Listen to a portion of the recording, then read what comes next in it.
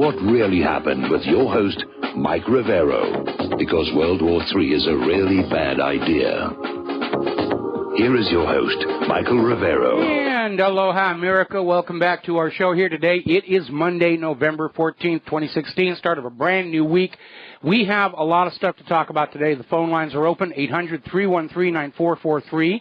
800-313-9443. Mike is sitting in our control room, twiddling the dials, keeping us out of trouble, ready to answer the phone when you call on in.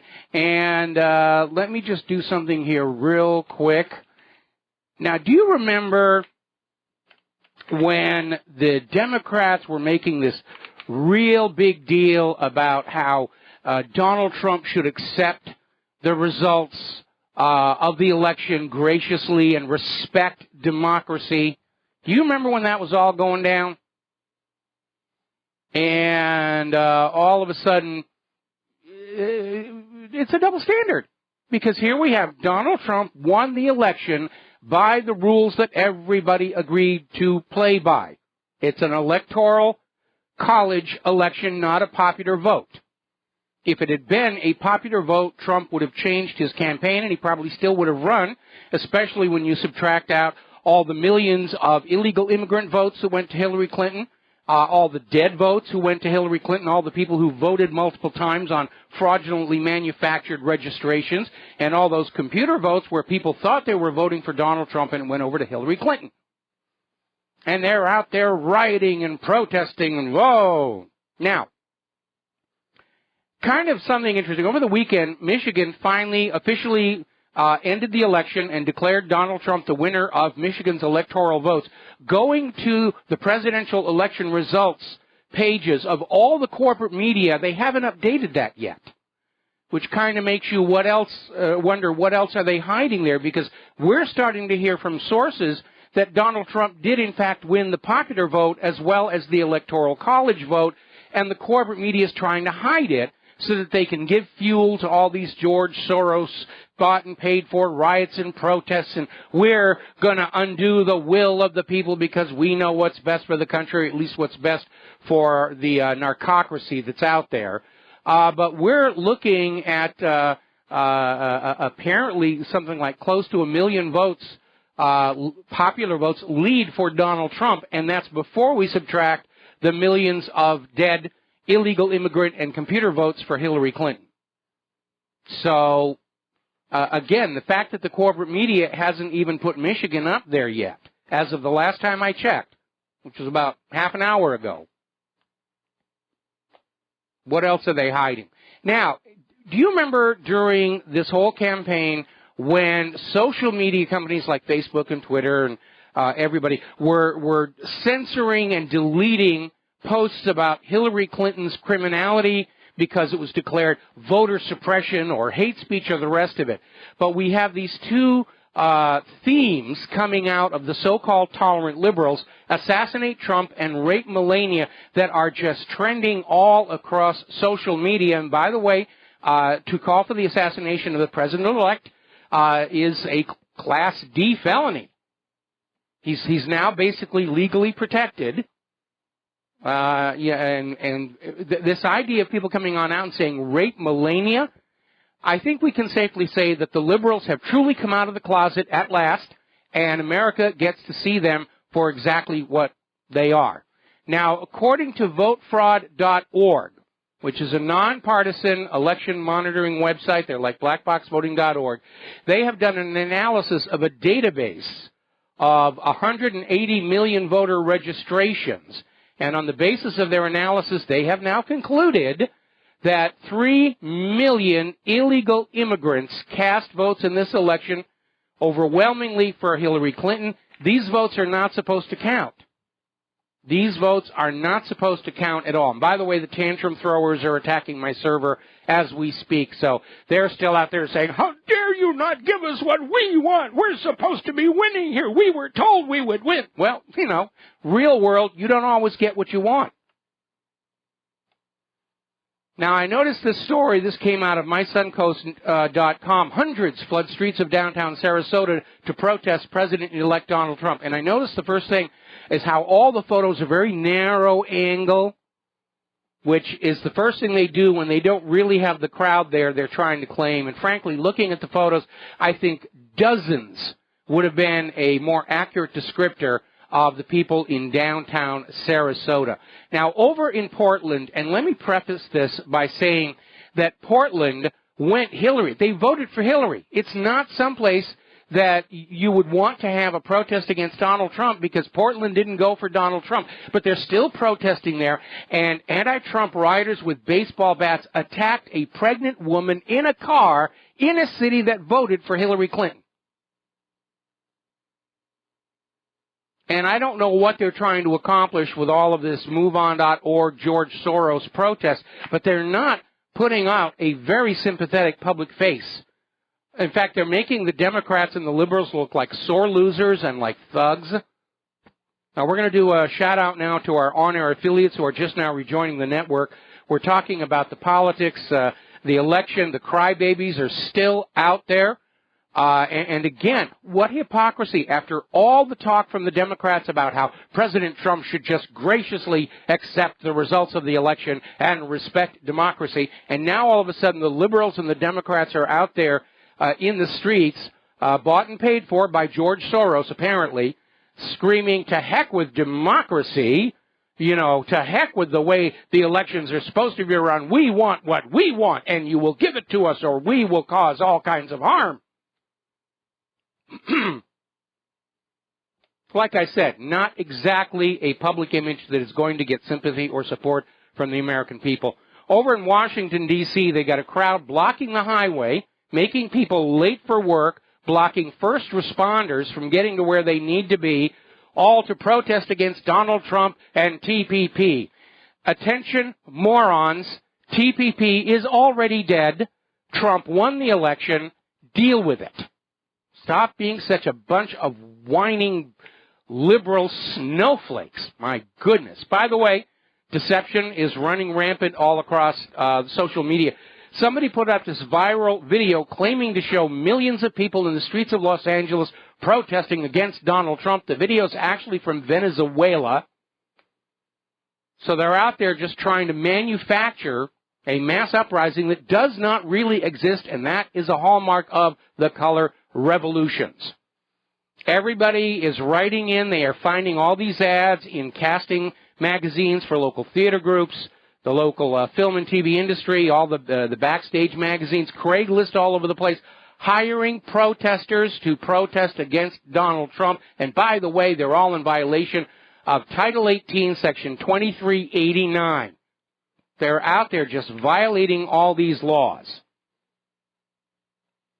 Now, a lot of people are saying that, we should see indictments for Soros and his groups. Because George Soros has funded terrorist groups. That puts him in violation of the USA Patriot Act. He's out there encouraging these riots to try and overturn the election after it's over.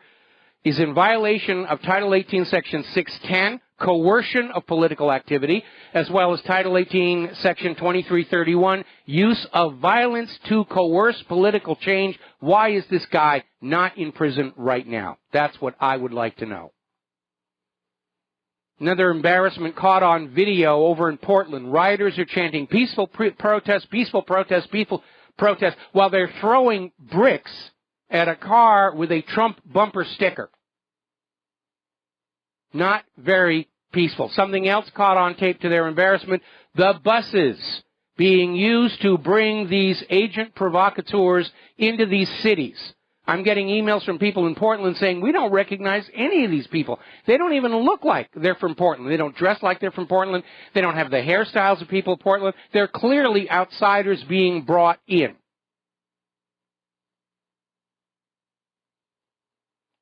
So, let's go ahead and grab two phone calls. Bob in Las Vegas. Aloha. Welcome to the show. What's on your mind?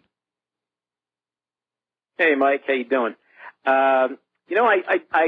I saw a quote today from TR that may or may not be apocryphal. The quote is, to anger a conservative, lie to him. To anger a liberal, tell him the truth. Boy, that actually does along. seem to be right here, Mimi, because I'm getting all these emails from people I thought were my friends who are absolutely just caught up in Hillary fandom and Hillary worship. How could you not worship my God here? And you try and you put the stuff out there about all the FBI invaders. Oh no, that's just lies made by Satan to take down our goddess Hillary. Right. And she really did run her campaign as a personality cult, and we know what happens to personality cults. And if you don't remember what happens to personality cults, think Jonestown. Exactly. I mean, it speaks to what's been going on in the current political environment with these liberals, the way they react to facts. They just want to avoid it. Or they feel that, like you said, it's not important for them to know. So they just ignore it. But, Mike, it's funny. These journalists, these so-called journalists from the corporate media, they've been asleep for 8 years. And I'm sure they're going to awake from their slumber now that Trump's going to take office. And that adversarial relationship that is normal will once again become the norm.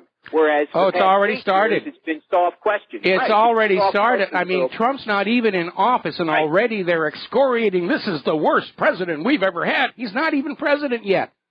And by the way, it isn't 8 years. The corporate media has been asleep all the way back to the 1980s because the corporate media is owned by people who are, like the Clintons and the Bushes, tangled up with that whole CIA, narcocracy, drug money corruption. No, I stand corrected. You're right. Also, Mike, I think Trump should, now that the Sheriff Joe Arpaio is available, I think he should be appointed as head of border control or INS. They should give him I love it. That would really piss off. I love it. I absolutely love it. We've already got some mayors, like Mayor de Blasio, is saying he will ignore any laws from Donald Trump about sanctuary cities and illegal immigrants. And by the way, if you map out on a community by community or precinct by precinct basis this last election, Hillary's strongest support came from these sanctuary city areas where the illegal immigrants were being allowed to vote. That was her constituency, the criminal class. And they're certainly proving it now with all this rioting. Yeah.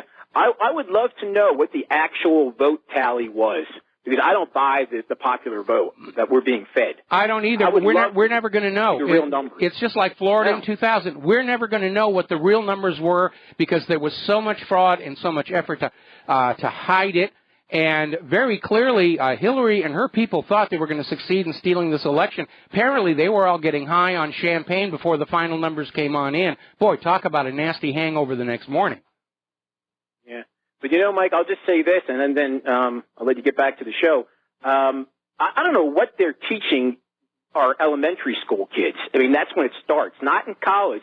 I saw a video from a school in New York where they were singing, "We Shall Overcome," after the election.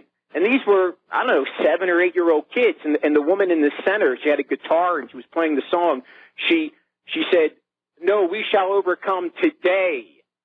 And I'm thinking, wow, I mean, this is frightening. It's bizarre. And I mean, if they're indoctrinating these kids at such an early age, I don't think the country has a future. Well, I would agree with you because the reason the public schools are indoctrinating the children is in the hope the children will then indoctrinate their parents. That was why all during this last year, all the public school teachers were telling all their kids, if Trump is elected, you're all going to be sent back to Mexico and terrible things are going to happen. And now that Trump won, of course, they're dealing with all these precious little kiddies that they brainwashed are having these traumatic reactions because they actually believed their teachers. And they really think all of these horrible things are going to start happening. And they're in an absolute panic right now.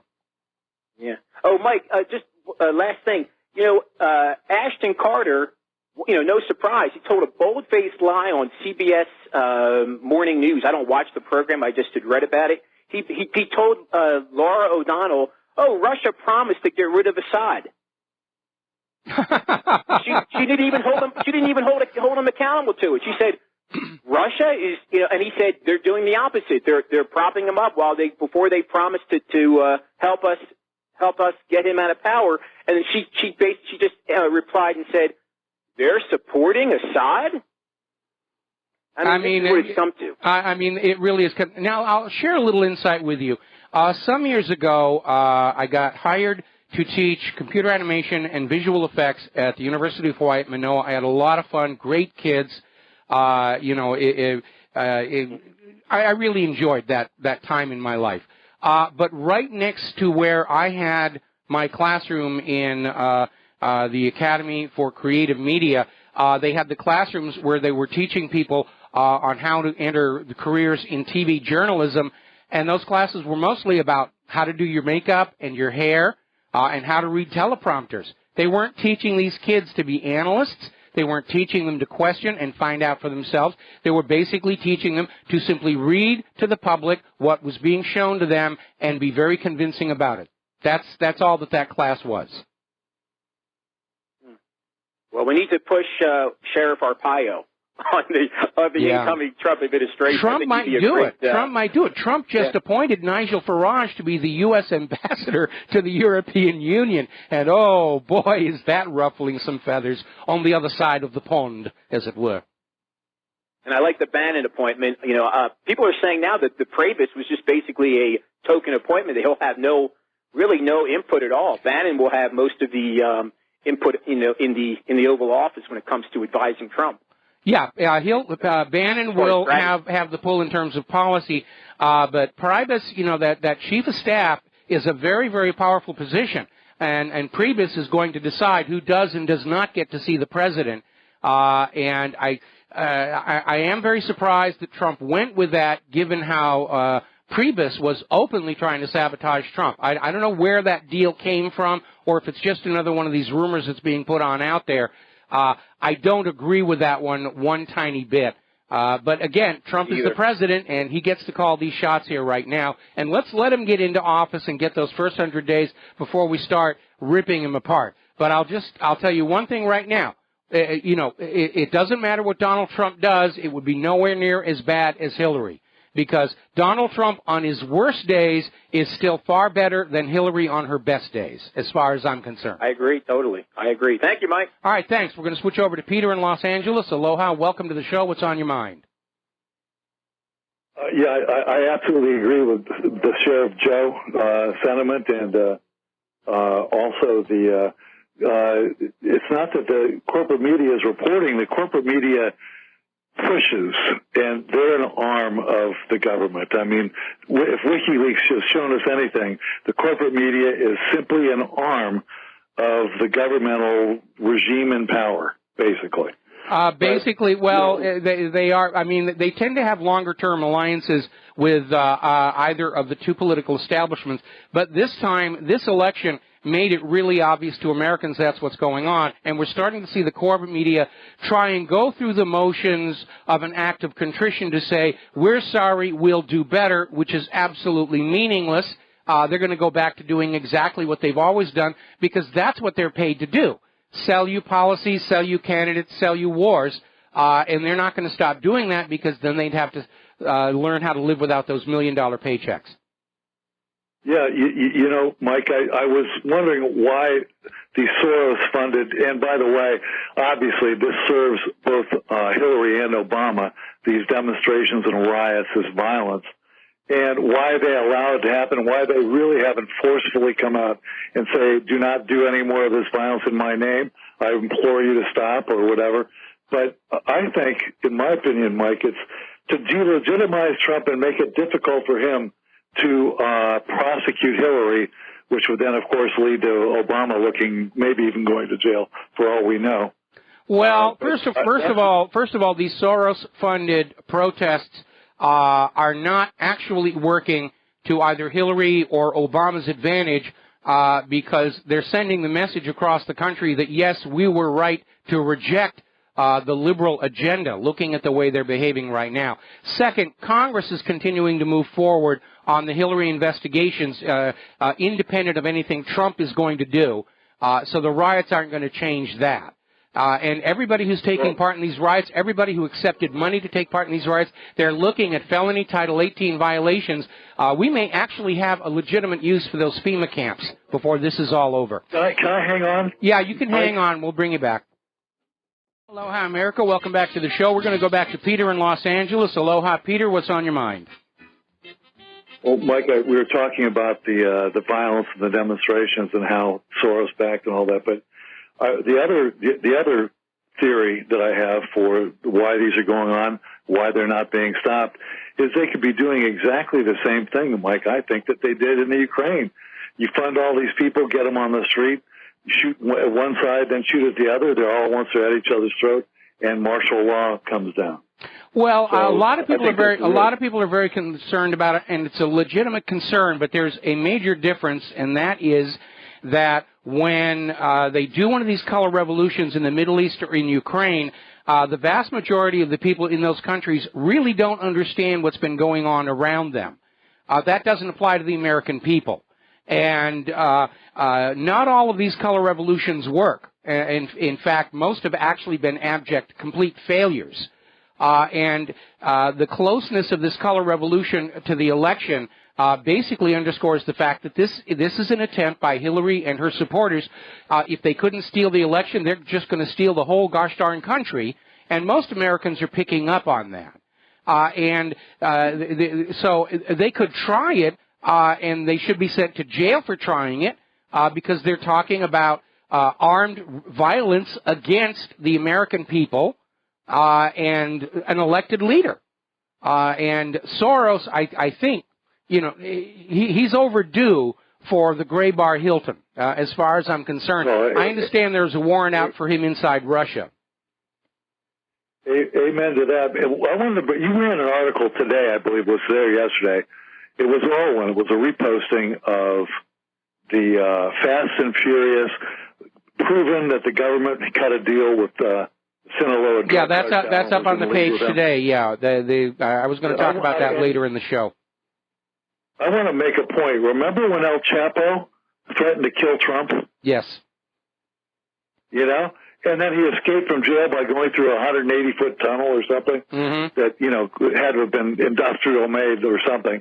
But so this could be, he would be a real prime candidate, or at least a fall guy, to take Trump out. Yeah, I mean, and, if they can't get this color revolution thing going, if they can't bribe the Electoral College, Donald Trump has to realize that assassination is a very high probability. He's going into office with as many elements of the establishment opposed to him as John F. Kennedy did. And I certainly don't envy him the job, and I wouldn't want to be anywhere near around him when the bullets start flying. But, yeah, it is a real possibility.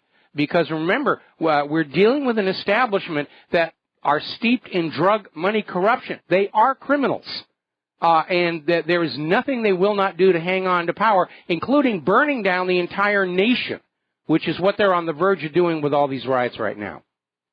And Mike, the media has been, looking the other way purposely on all these Hillary crimes and Obama crimes. I mean, for years.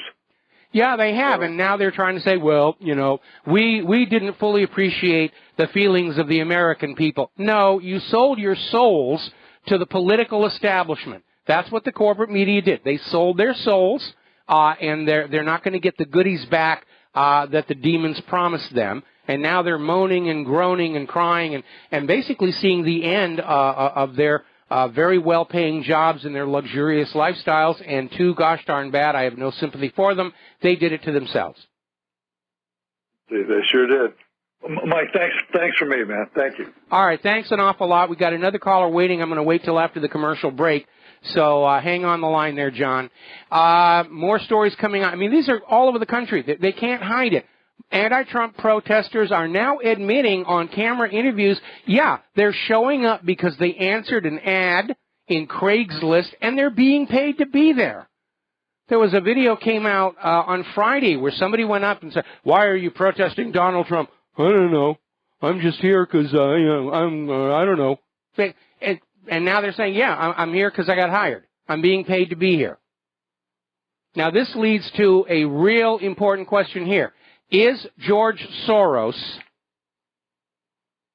and his minions committing an act of treason here? Because we have a democratically elected president getting ready to go into office.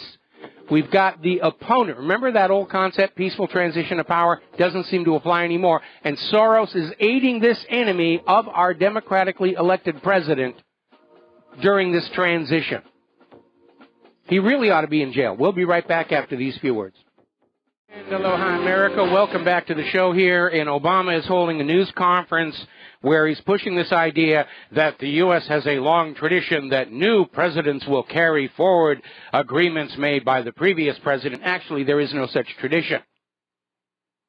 But Obama is out there trying to counter the fact that Donald Trump has already said no more money for these terrorists in Syria, and he's going to work with Putin and Assad to settle things down in Syria, and Obama's out there, no, I made a promise to supply ISIS with weapons. You'll make me look bad if you go back on that promise, or some such nonsense. And I'm looking at all the social media, and already we're seeing the liberals are out there responding to the revelations about all these dead voters and illegal immigrant voters, saying that, to even suggest that our elections are not honest, what a wacky conspiracy theory, and, no, there were no dead voters, and illegal immigrants should be allowed to vote. Well, maybe, but they're not allowed to vote now. And that is the weakest link in this whole liberal thought process. Donald Trump won the election by the rules everybody agreed to play by going in. And the liberals, the Democrats, the crybabies didn't get the result they thought they were going to get. And so now they want to change the rules after it's all over. Well, we should be counting the illegal immigrants, which should be a popular vote. Well, if you want that to be the case in the future, go ahead and work toward that. But once the game is over and you've lost, you don't get to tell the dealer, really, it should be 22 instead of 21 in blackjack. All right, we're going to take John in Barbados. Aloha, welcome to the show. What's on your mind? Aloha, Michael, yes. I'm looking at this scene in America, this violence, and the threat of violence to coerce or force political change. That's the very definition of terrorism. It's also a violation of the USA Patriot Act and Title 18. Yeah, well, I wouldn't use that, Michael. I think the military is overwhelmingly on Mr. Trump's side. And I would institute all the provisions of the NDAA that Obama introduced. But I would use that. I would arrest these people. I wouldn't. And I'll tell you what. I wouldn't. I would leave it in the hands of the civilian police departments and just tell them, go and deal with these people as the criminals that they are. Because if Donald Trump activates the military above the level of the National Guard, I could see sending in the National Guard on some of this stuff. But, in theory, these riots should be over and done with by the time Trump takes office. It's not Trump's call to make now. It is Obama's, and he's doing nothing about it.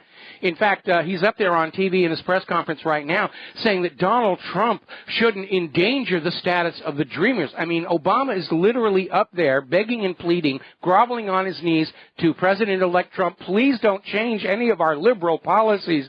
Don't go along with it.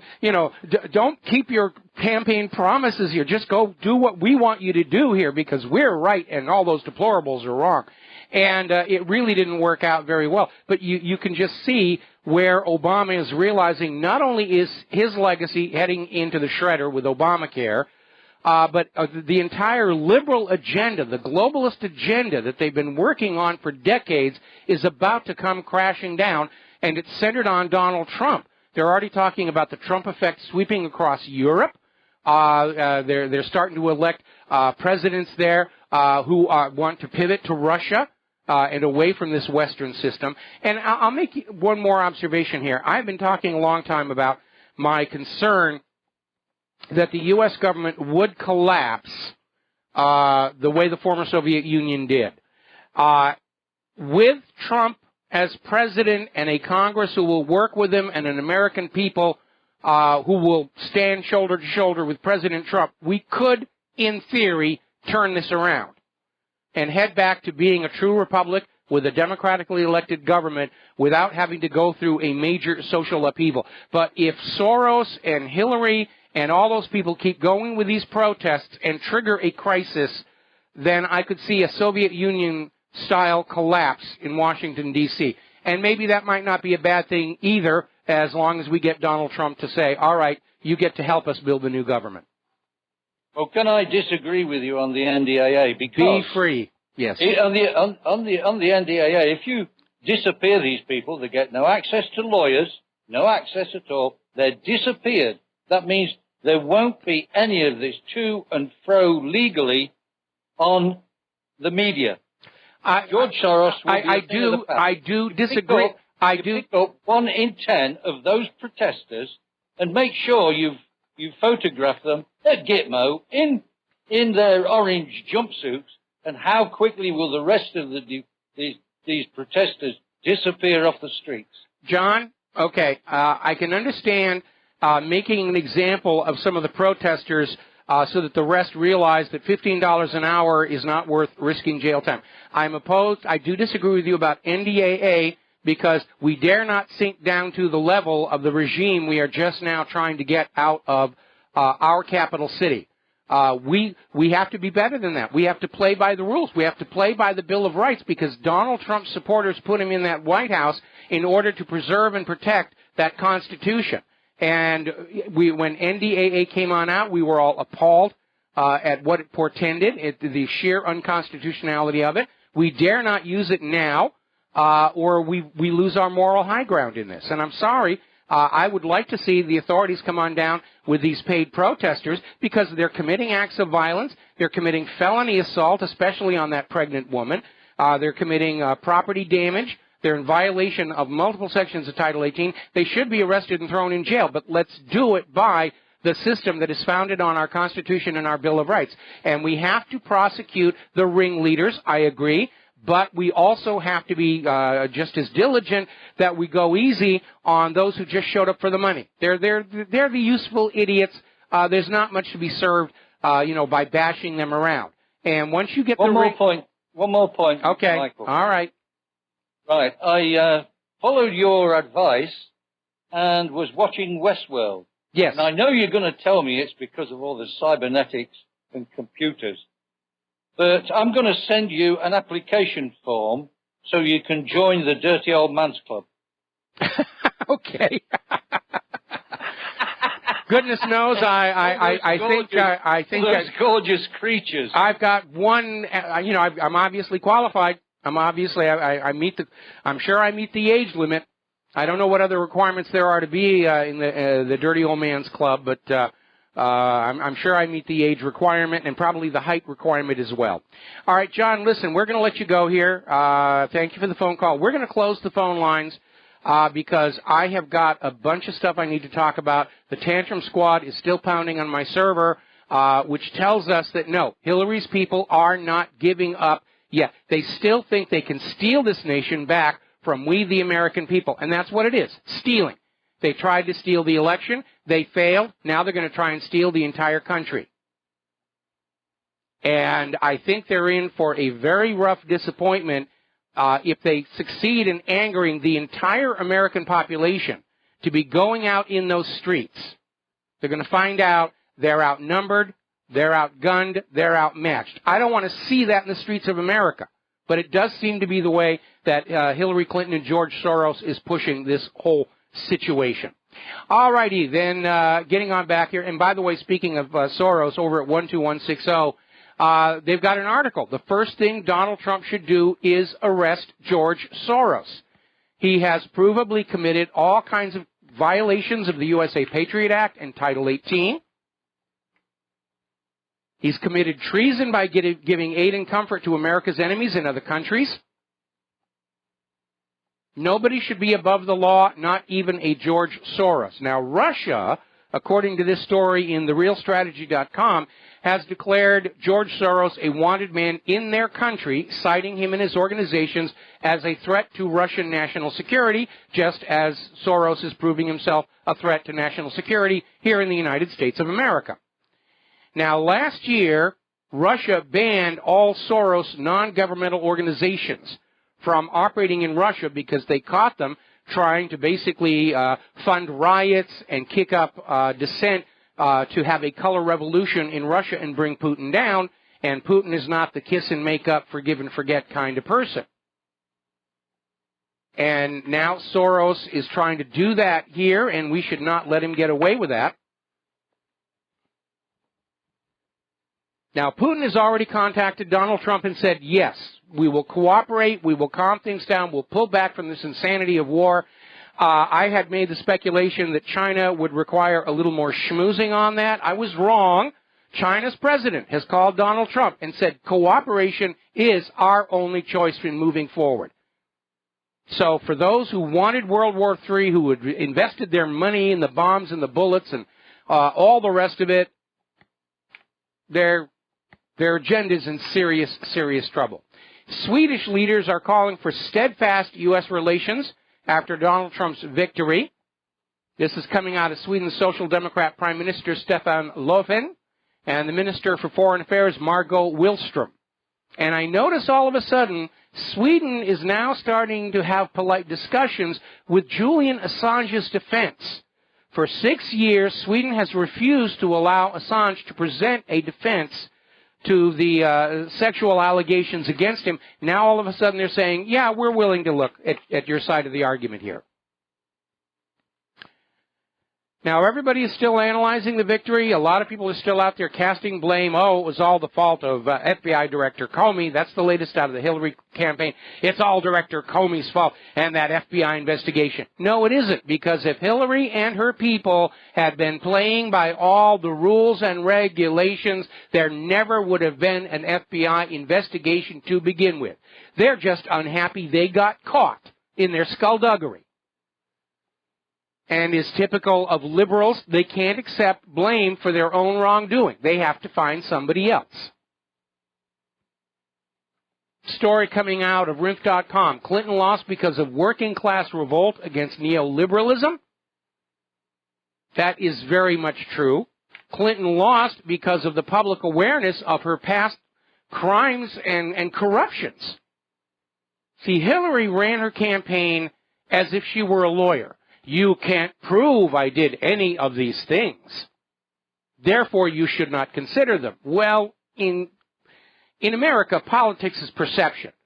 When you have a lifetime of corruption and very clearly avoiding the consequences for your actions, that becomes your public face, and that's what people voted on.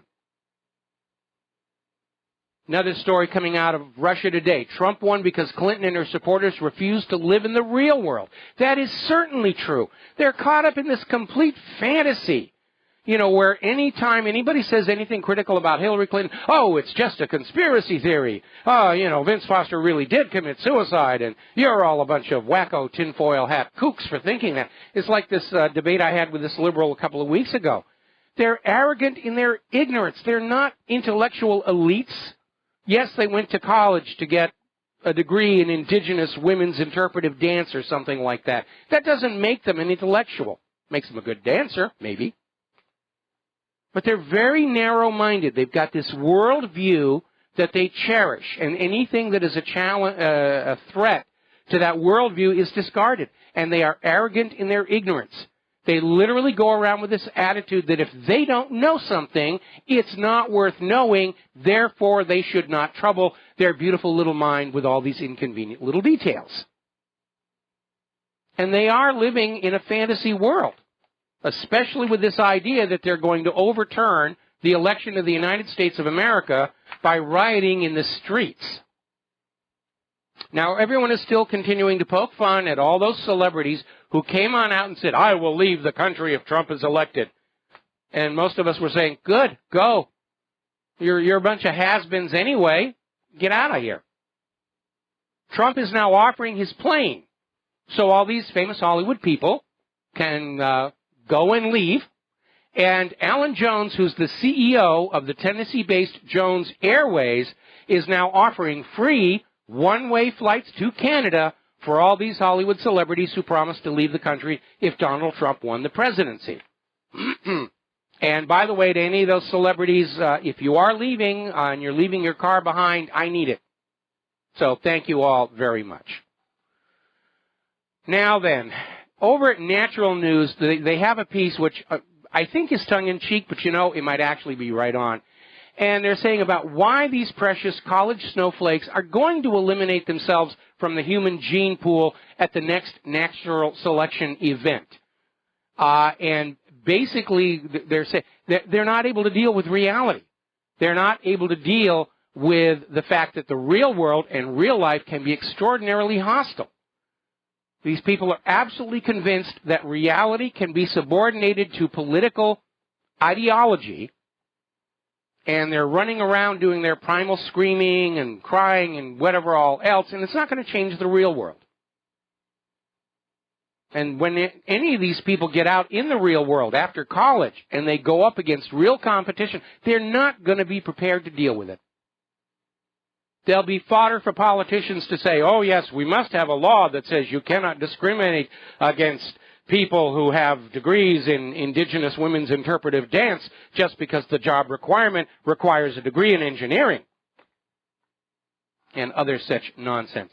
Now, on Sundays, Meet the Press on NBC, Representative Keith Ellison, who is now looking at replacing Donna Brazile as the DNC chair, came on out and said Trump won because he was able to throw hate and poison on Hillary Clinton. They're still grasping this fantasy world they have of Hillary Clinton as this sweet and innocent princess of light. And she wasn't. And I don't think Ellison is going to be a very good head of the DNC, because anybody in an administrative position has to be ready to look at the real cause of failures if you're not going to repeat them. When the building collapses, you have to look. Where did it fail? And we've got to replace that. If the building collapses and you say, oh, it collapsed because we had the wrong flag on the roof, you're going to have more collapses down the road. There is a big problem of denial within the entire Democratic liberal establishment. They don't want to own up to the fact that Americans have gotten very tired of the agenda. They don't want to own up to the fact that Americans understand the intense amount of corruption there is in both established political parties. They don't want to own up to their own failures. It always has to be somebody else's fault. We're going to take a break for commercials, and we'll be back with more news. And aloha, America. Welcome back to the show here. And as I mentioned before, the good news is Congress vows to continue the Hillary Clinton investigations.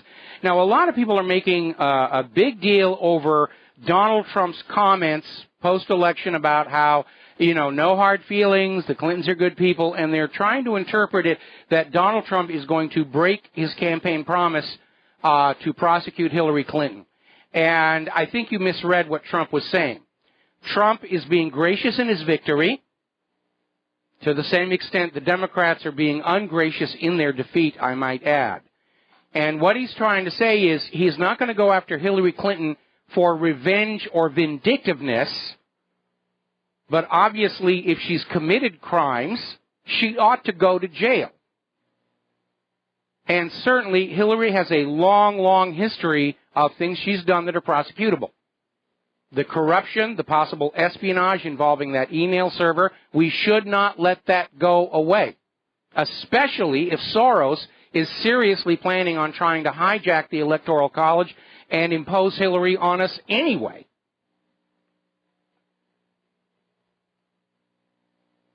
So, anyway, let's see. But, obviously Hillary is willing to literally burn down our entire country with riots to save her own sorry rear end from her crimes. House Oversight Committee Chair, Hillary Clinton probe will absolutely continue. What I want to find out is, first of all, I want a confirmation that Trey Gowdy is going to be Trump's Attorney General. Oh, boy, would that be a cause for celebration. And I want to know just who Trump is going to pick to head the FBI, because that will tell us just how much is really going to be getting done. Now, interestingly enough, there was a story that came out of Bloomberg pushing this idea why Obama should pardon Hillary Clinton, and basically selling this idea. Obama shouldn't hesitate to pardon her, even if she says she doesn't want him to. Well, Bloomberg is fully on board with Hillary. First of all, at this point, a pardon is as good a confession in the eyes of the public. A pardon says crimes have been committed and I, President Obama, am trying to keep them covered up. That'll be a dark stain on Obama's historical legacy. But Bloomberg is making a critical mistake saying that Obama should pardon Hillary even if she says she doesn't want him to, because under the rules, the president cannot issue a pardon until one has been applied for. So Hillary would have to say, please pardon me, and Obama would say yes or no. But so far she hasn't asked, because Hillary understands if she asks for a pardon, it's basically a signal to the entire American public, yes, I committed crimes, I need to keep them covered up. Now, a lot of people are talking about Donald Trump. Is he going to build the wall, or is it just going to be a glorified fence? I still think it would be cheaper to put crocodiles in the Rio Grande. More about this when we come back from station identification. And aloha, America. Welcome back to the show here. We're talking about Trump's wall, and Trump is already saying that in some areas a fence might be sufficient. And yes, it might be. But again, I think it would be cheaper just to put crocodiles in the Rio Grande. Couple of chomps, and that will make the problem go away. And remember, President Eisenhower absolutely shut down the illegal immigrant problem with Operation Wetback with only 10% of the current INS ICE staff to do it with, and he didn't build a wall. He just went down there with a zero-tolerance policy. You get caught on our side of the border without proper identification, you get tossed back over. It's that simple. So they're talking about, is it a real wall? Is it just a fence?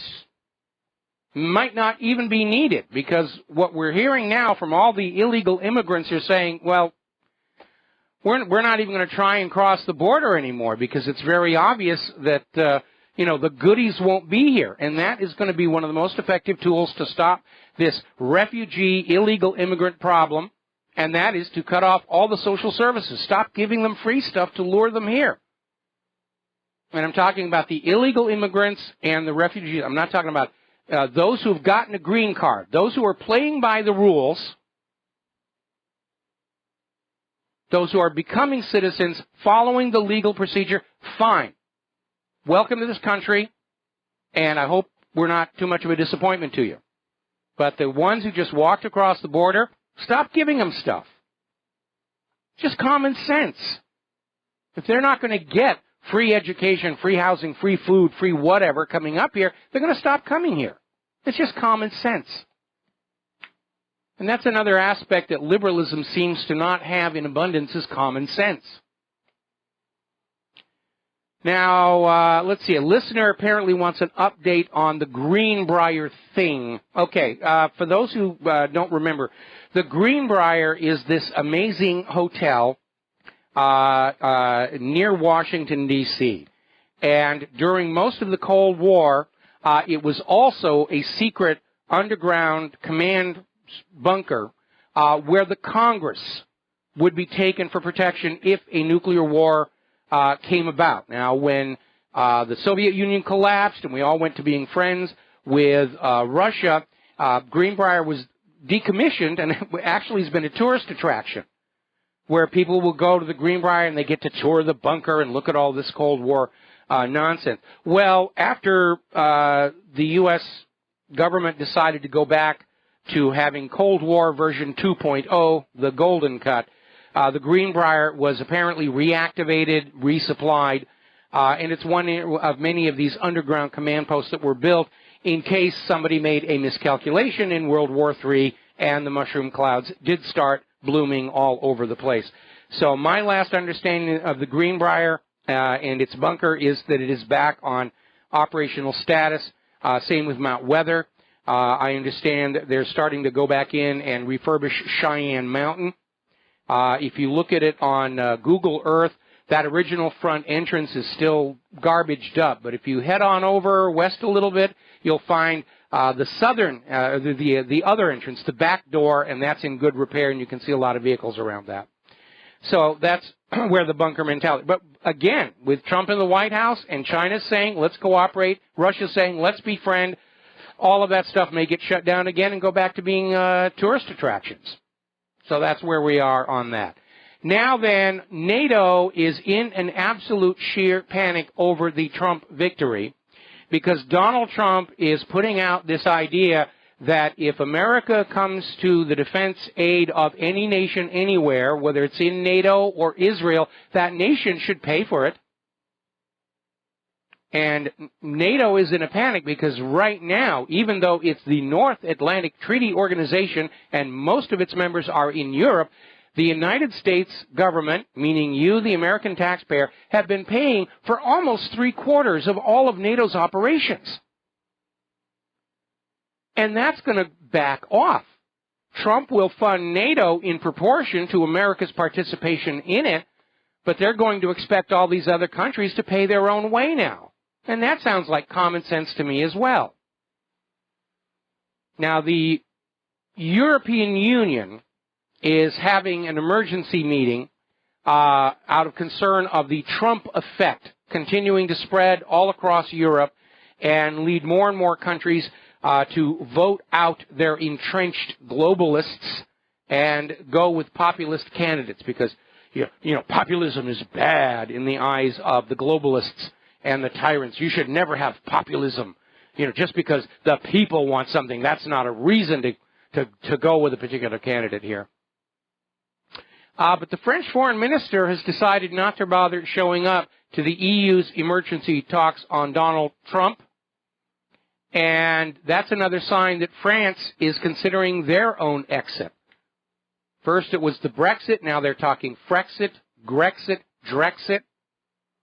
The whole EU is starting to unravel.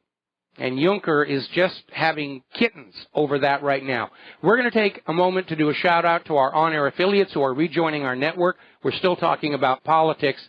We're talking about Trump's election victory and the ramifications for the European Union and the globalist agenda as a whole, and the reversal of this trend towards single empire-like blocks across the globe and going back to more and more small nations of people just taking care of themselves. Now, apparently over in Spain, there was a demonstration for Catalan independence in favor of it. 80,000 people showed up. Italy is looking at a referendum to break free from the EU that is looking like it will pass. And finally, of course, the important news, Donald Trump is saying there will be no more U.S. support for terrorists operating in either Iraq or Syria. They're going to have to just do it on their own, and we're already hearing where some of these groups of U.S.-backed rebels and terrorists are heading for the border or accepting Assad's amnesty offers. And Trump is saying he's going to work with Assad and with Putin to basically clear all of these rebels out and settle it down and put Syria back under the control of the Syrian government and the Syrian people. Now, the U.S.-sponsored rebels, terrorists, whatever you want to call them, are now using chemical weapons against the Syrian army. Remember when the Obama and Kerry were out there saying, oh, it's Assad, he's using sarin gas on his own Alawite supporters. That doesn't make sense. Why would he do that? It doesn't matter. Just believe us when we tell you that Assad had sarin and Saddam had nuclear weapons. You just have to believe. Don't think, don't question, don't analyze, just believe. You're of no use to us if you actually think for yourself. Well, too bad. We're thinking the damage is done. Mea maxima culpa.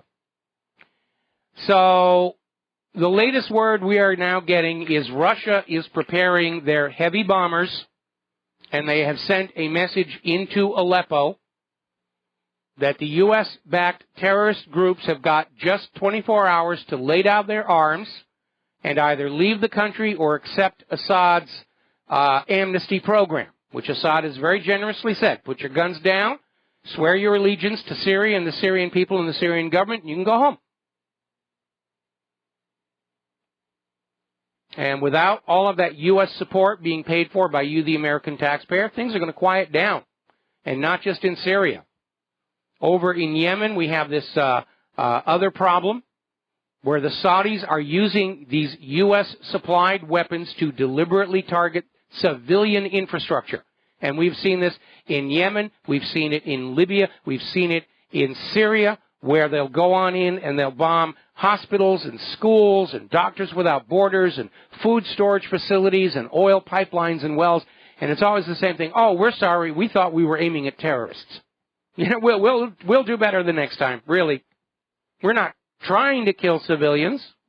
They just happen to be standing where the bombs are falling.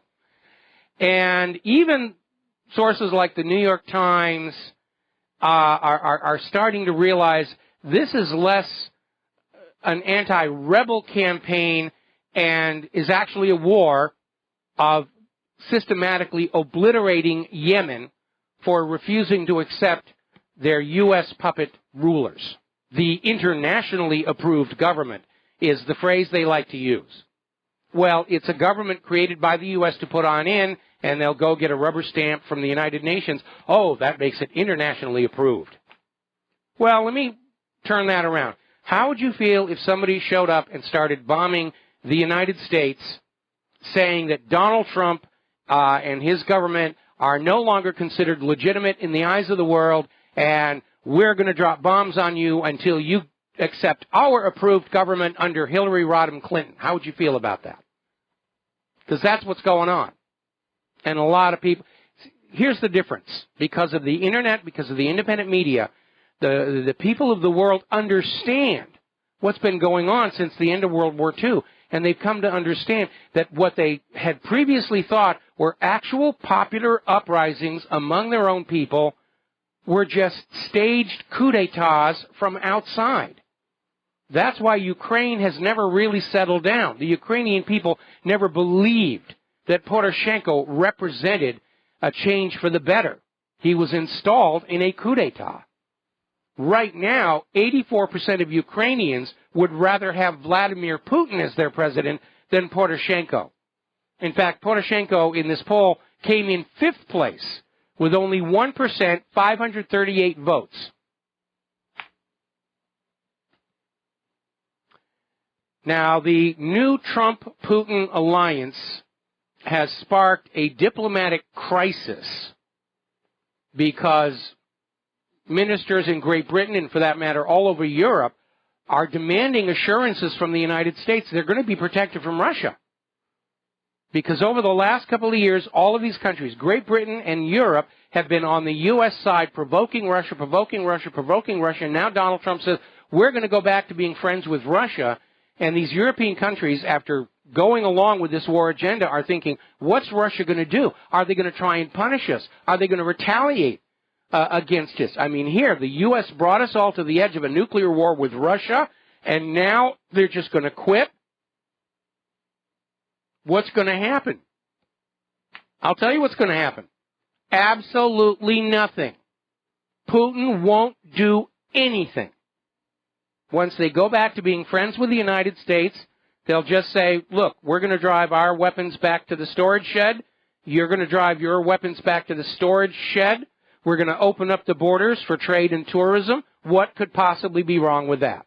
Well, obviously, the war hawks in Britain have a somewhat different idea because they've just decided to deploy batteries of high-precision, long-range missiles into Estonia amid fears that Putin is going to invade Estonia. And I can already tell you what Putin's reaction to that is going to be. Why? Why? What does Estonia have that we don't already have? Look back over the last 15 years and see who is invading other countries. It isn't Russia. And don't give me that nonsense about Russia annexing Crimea. Crimea voted to merge with Russia because they were fed up with Western-style economic domination.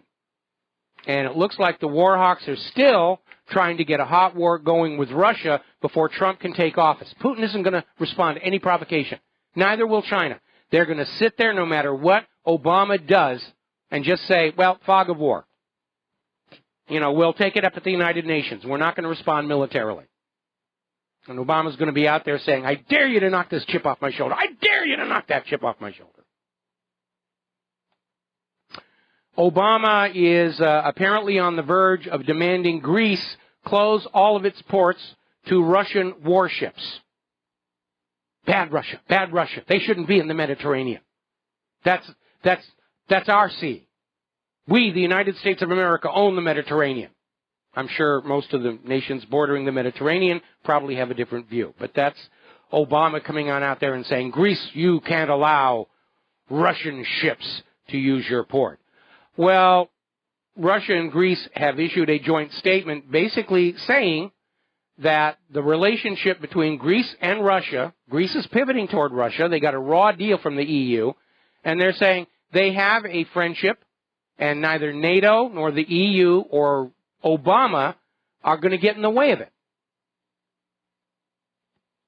Russia has gone a long way to helping Greece recover from this economic predatory behavior from the IMF and the World Bank and the ECB and the Federal Reserve. Now, Bulgaria and Moldova just had their elections. They elected two presidents who are in favor of normalizing relations with Russia and turning away from the West. Everybody is sick and tired of this private central bank economic predation and debt slavery, and they're turning away from it. I think it's a good thing. Meanwhile, down in Israel, the Israeli ministers have okayed a draft bill that would declare it to be legal for Jews to build settlements on stolen private Palestinian land. Now, the country's attorney general is saying there are some legal flaws in this bill because you're not supposed to pass a bill that says it's okay for one party to steal from another party. So there may be a bit of a fight when it gets to the Knesset, but that's literally what the bill is saying. It's okay for Jews to steal land from Palestinians and build homes on them. Now, over at the corporate media, they're still licking their wounds, and they're starting to make the noises of repentance, forgiveness, acts of contrition. We're sorry. We realize we failed in our duty to objectively analyze what was going on. MSNBC basically came on out and said, yeah, I guess we kind of crossed the line from news reporting and propaganda. Gee, you think? Now, I want to be very clear here. The corporate media is not planning to change a thing. They just realize they got caught being propagandists, and they're trying to have a moment of contrition to convince you they're going to change their ways, and they're not going to. Because corporate media makes huge amounts of money lying to you, to sell you a policy, to sell you a candidate, to sell you GMO, to sell you vaccines, to sell you the next president. If they stop doing that, if they stop lying and propagandizing, nobody's going to pay those high prices, and they're all going to have to learn how to live without those million-dollar paychecks. Corporate media is corporate media because that's what they do. Selling things, controlling what you think. They're not going to stop doing it. They'd have to declare bankruptcy the day they did. Even the New York Times is out there admitting that, yeah, they kind of failed journalistic standards this last year, and they're basically saying, well, they're actually trying to blame Donald Trump, saying his sheer unconventionality led us and other news outlets to underestimate his support among the American voters. Well, we know otherwise from the leaked Podesta emails. The top 65 people of all the corporate media were on board the Hillary campaign. They were part of Hillary's campaign team. They sold their souls to the Hillary campaign. That's why we call them prostitutes and correspondents. And they got caught doing it. And I don't think they're going to recover from this anywhere near as rapidly as they would like to. Forgiveness is going to be a long time coming. You can work 100 years to build the trust and faith of your audience, and one clumsy lie can destroy it. Trust arrives on foot, but it departs on horseback. And it will be a long time, if ever, before anybody blindly trusts anything the corporate media has to say. And again, the numbers are showing it. The audience is shifting over to the independent media. There are thousands of outlets, just like my website, just like my radio show. Huge diversity of opinion out here so that you can look at all the different points of view and decide for yourself what makes sense.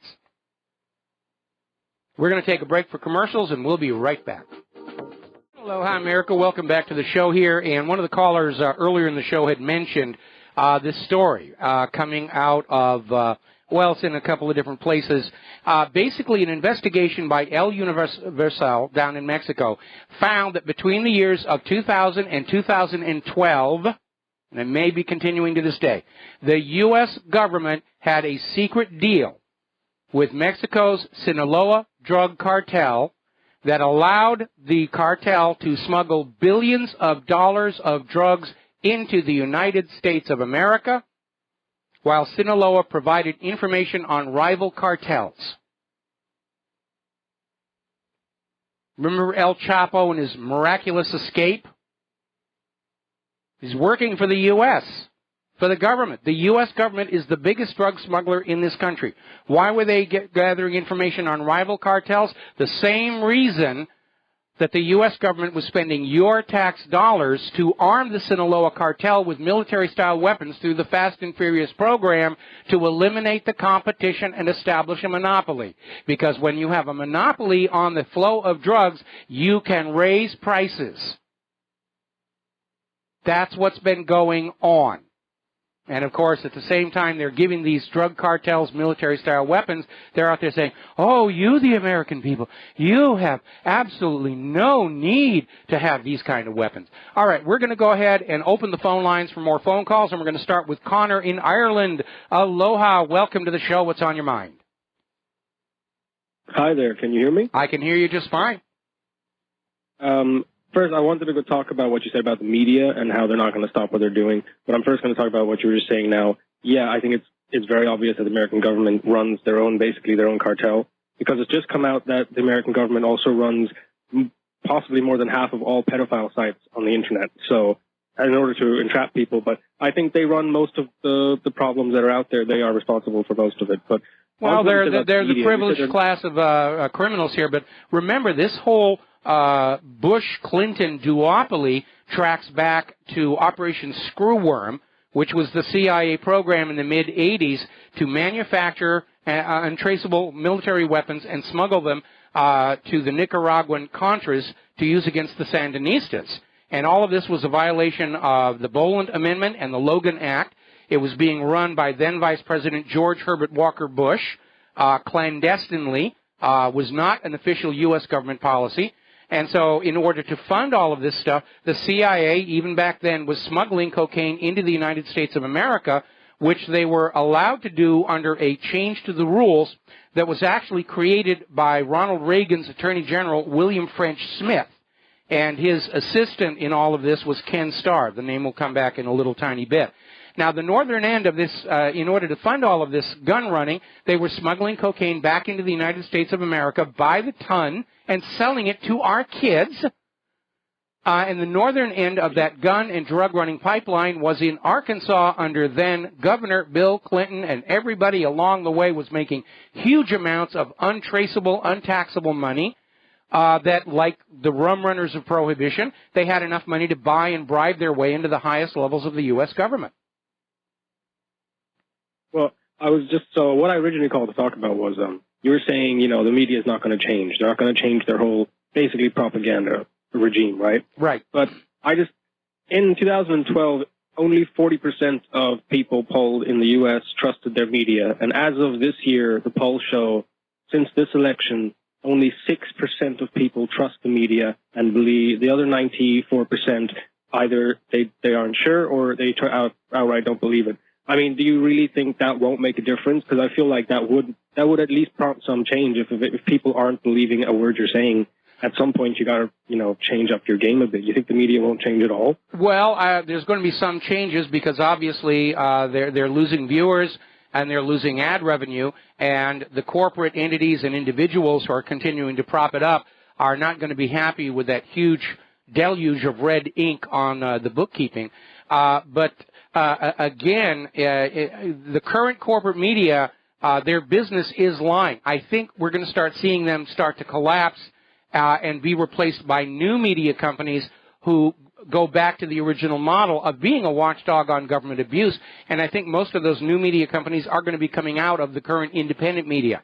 Alex Jones, he's got a good footing in terms of building.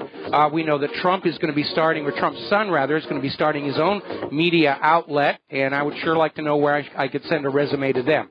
All right, so, Connor, thank you very much. We're going to have to let you go and take a break for commercials. We'll be right back. Aloha, America. Welcome back to the show here. And over this last weekend, the Earth has been rocking and rolling. And by the way, for you astronomy people, we're in the middle of what's called a supermoon, which is a full moon when the moon is closest to the Earth in its elliptical orbit. And this is apparently the largest supermoon since 1948, and there won't be another one like it until, well, long after I'm gone. So that was worth getting up and seeing. Last night was the closest approach, but you can still see it tonight. But getting on back to the earthquakes, they had a monster 7.8 quake over in the South Island of New Zealand, and there has been a whole string of major magnitude 6+ aftershocks going up the coast, and it's even worse than the quake they had about a year ago. We're just now getting video out of there, and it's absolutely amazing. Now, for those of you who are fans of Lord of the Rings, which was filmed in New Zealand, all those spectacular mountains there, they don't just happen without a cause. New Zealand gets a lot of quakes, a lot more even than California. But apparently a lot of Earth did move. There was a peninsula that collapsed in the middle. Now it's an island, and there's some cows out on what is now the island that they're worried about. Are they going to be able to survive out there with the limited food that's available to them? But it is spectacular. And then there was another 6+ over in Argentina. And we've actually got a bit of a quake swarm going on down on the Big Island, which may signal an increase in the eruptions down there, which Kilauea has been in a state of constant eruption for close to 20 years now. And it's a big tourist attraction. There's a national park down there on the Big Island, Volcanoes National Park, and people like to go on down there because it's a quiet eruption. It's just flowing. There's not a lot of explosion going on, and if there is, they have barriers to keep you back from it. But if you are thinking of coming to Hawaii, I got to put this out there, and you go down to Volcanoes National Park, do pay attention to those little sawhorses and the ropes that they put across, because every year we lose about a dozen tourists who say, hey, it looks just as solid on the far side as the near side. I want a selfie with the lava. And they step over, and it's just a thin layer of glass, and it shatters, and they vanish in this flash of flame and smoke. And, they don't put those sawhorses and those signs up there just to justify their paychecks. These are experts. They know what's going on down there. And it's rather amazing. People come out here to Hawaii, and they're sold on this idea of an island paradise. And their normal common sense, self-defense, protective instincts get left behind. And if you're going to go see the volcanoes, you need closed-toe shoes, not sandals. You're walking on broken glass. That's what the lava is. And you got to take a lot of water with you because it's very hot and you will dehydrate. But it's worth the trip. A few years back, I took my nephew, Marek, down there and dangled him over the lava and said, see? Now then, there's also been a major quake, major for the region, in Cushing, Oklahoma, near the U.S. largest oil storage facility. This was a 5.0 magnitude quake, 50 miles northeast of Oklahoma City. Now, magnitude 5 in and of itself isn't all that big. But if you're dealing with giant oil tanks that are not built to deal with seismic events, you could have some serious problems. And that's been one of the worst aspects of this whole fracking problem in Oklahoma. Prior to fracking, Oklahoma had no real history of seismic activity. And Oklahoma doesn't have a building code, has not been following a building code for buildings and storage tanks to be resistant to horizontal land movement. And they could be shattered by a significant quake. Now then, here's a very interesting story. This is from realclimatescience.com. Record global cooling over the last 8 months.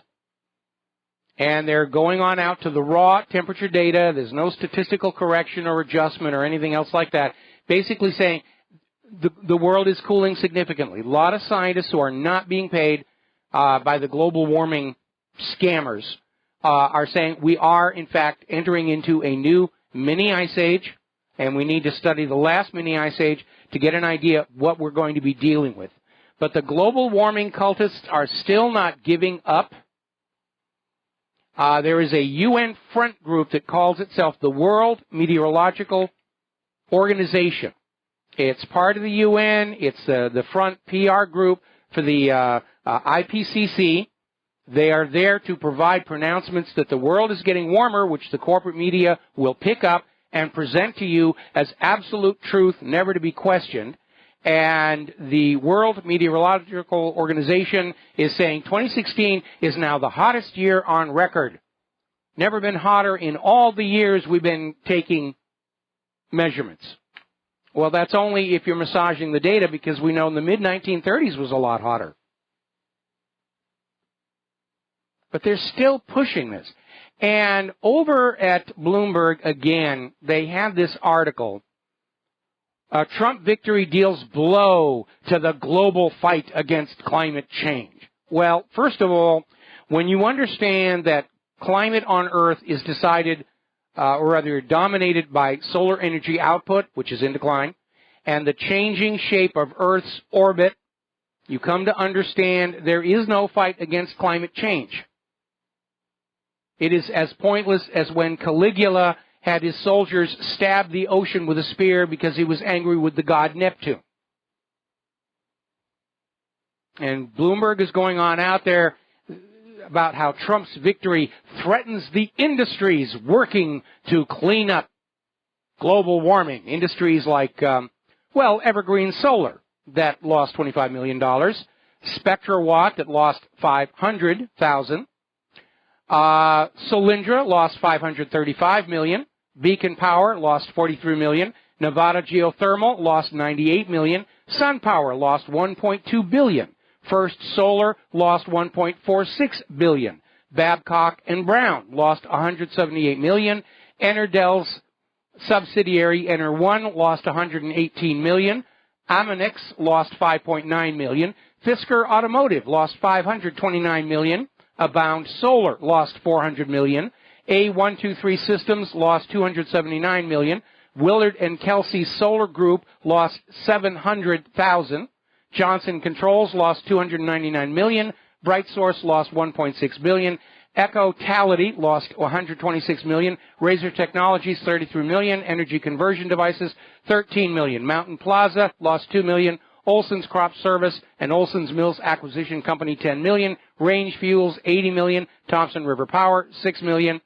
And on and on and on and on and on. Now, here's the point I want to make. Most of these green companies had loan guarantees and subsidies from the Obama administration to fight human-caused global warming, which means you, the American taxpayer, ultimately picked up all these losses of billions and billions and billions of dollars. And Bloomberg is out there saying that, oh, my goodness, these industries are all threatened. Actually, a lot of them have already declared bankruptcy and vanished. But until someone can put a thermostat on the sun and change the Earth's orbit without knocking everything on the surface of the Earth down in the process, climate will always change. It always has. It always will. It was changing long before humans came. It'll be changing long after humans are gone.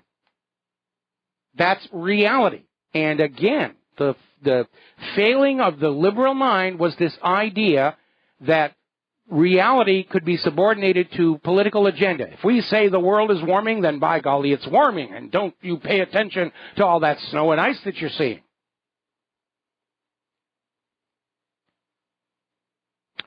Now, getting into the world of computers, we all remember the Ashley Madison embarrassment. Poor security got on in there and exposed all these names and addresses. Some of them were apparently subjected to blackmail threats. You would think it would be better than this. Well, apparently, Adult Friend Finder Network, another website to allow people to attract love mates, married or otherwise, got hacked. 412 million accounts, including deleted files, deleted memberships. People who had said, I cancel my membership, their information was made public. Apparently the Penthouse website was hacked and their members made public. Now, some of you might be out there saying, well, you know, they're looking at naked women and they're engaging in questionable practices. Well, that's not your call to make. Not everybody is uptight about naked people. I remember on Westworld, they had 2 episodes ago where there was this orgy going on, and there were all these naked people in the background, and you didn't see anything. You know, there wasn't anything hardcore or anything. And everybody, oh, look at all those naked people. Well, it's supposed to be an orgy scene. What do you think's going to be there? You know, the rest of the world isn't as uptight. I got sent this picture of Angela Merkel as a young girl on a beach with 2 other women, and they're all completely naked. It's, oh, is Angela Merkel naked? Oh, really? Well, you know, in Europe, public nudity isn't a big deal. It's just they're not as hung up about it. And as far as people having affairs, well, obviously it's not something that I agree with or participate in, but there are couples who do have open relations. Open relationships where they're allowed to catch a little on the side because it's fun. But here's the point, the weakness of the computer systems. And I know people are going to say we shouldn't be worried about them. They were doing naughty things and they got caught. Well, they're not the only ones. According to Kaspersky, ransomware attacks on small businesses have gone up 8 times. Just in the last year. You know, pay us or your data gets it. Where's the NSA on this? Where's the FBI on this? Where's the CIA? Is it really impossible for the NSA, which claims to be able to penetrate any computer system on Earth, that they can't find these ransomware hackers? Or is the ransomware actually another program by the U.S. government, like civil forfeiture, to pillage and loot their own people in a desperate bid to stay ahead of financial, economic, fiscal collapse?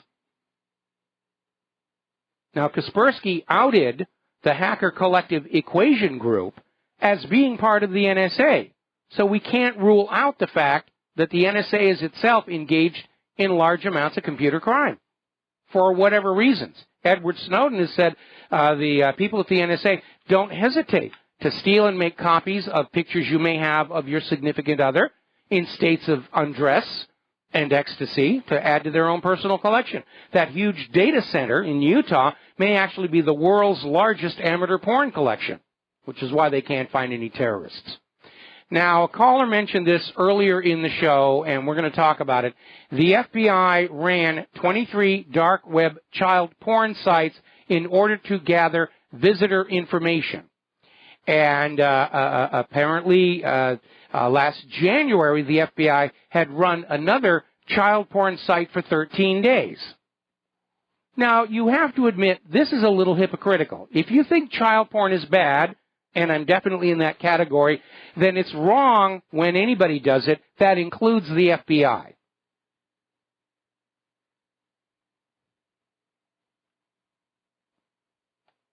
And this idea that it's okay if the government is doing it, I don't think so. I'll give you another hypocrisy that always bothers me, is all these motorcycle policemen riding around on their motorcycles, pulling cars over and writing tickets because the people in the cars aren't wearing seat belts. There are no seat belts on those police motorcycles. just in case you were curious. Now, Obama has apparently signed another executive order pushing the program of global vaccination, and I find this very interesting because Obama's executive orders really stop at the border. Obama cannot write an executive order that really has any effect on a foreign country. But he's out there pushing it and saying, the World Health Organization will do this. You'll go into other people's countries and you'll stick needles in them. And again, as I mentioned before with Obama and his press conference, he's literally out there begging the incoming President Trump, don't change any of the liberal agenda that we have worked so hard to put on in, because we were really expecting Hillary to carry this on forward, and Hillary lost, and now we're demanding that you just basically keep, another Obama administration in power. And Trump's not going to go along with that. Now, the problem I have with mandatory vaccinations is manifold. First of all, it's the end of medical freedom. It's the end of the freedom for you to decide for yourself what is the best possible response to any illness or threat of illness that you face. We know that vaccines are a major, major profit center for Big Pharma. They love it. They're selling medications to people who are perfectly healthy. And if they get sick after they get the vaccination, then that's another profit opportunity to sell more medication to deal with the problem. And we know there's a lot of very questionable materials in these vaccines. There have been cases where vaccines being given at taxpayer expense to women in third world countries are being discovered to actually be sterilization chemicals. Bill Gates is really on board with this. We've got to control the population of those useless eaters by sticking needles in them.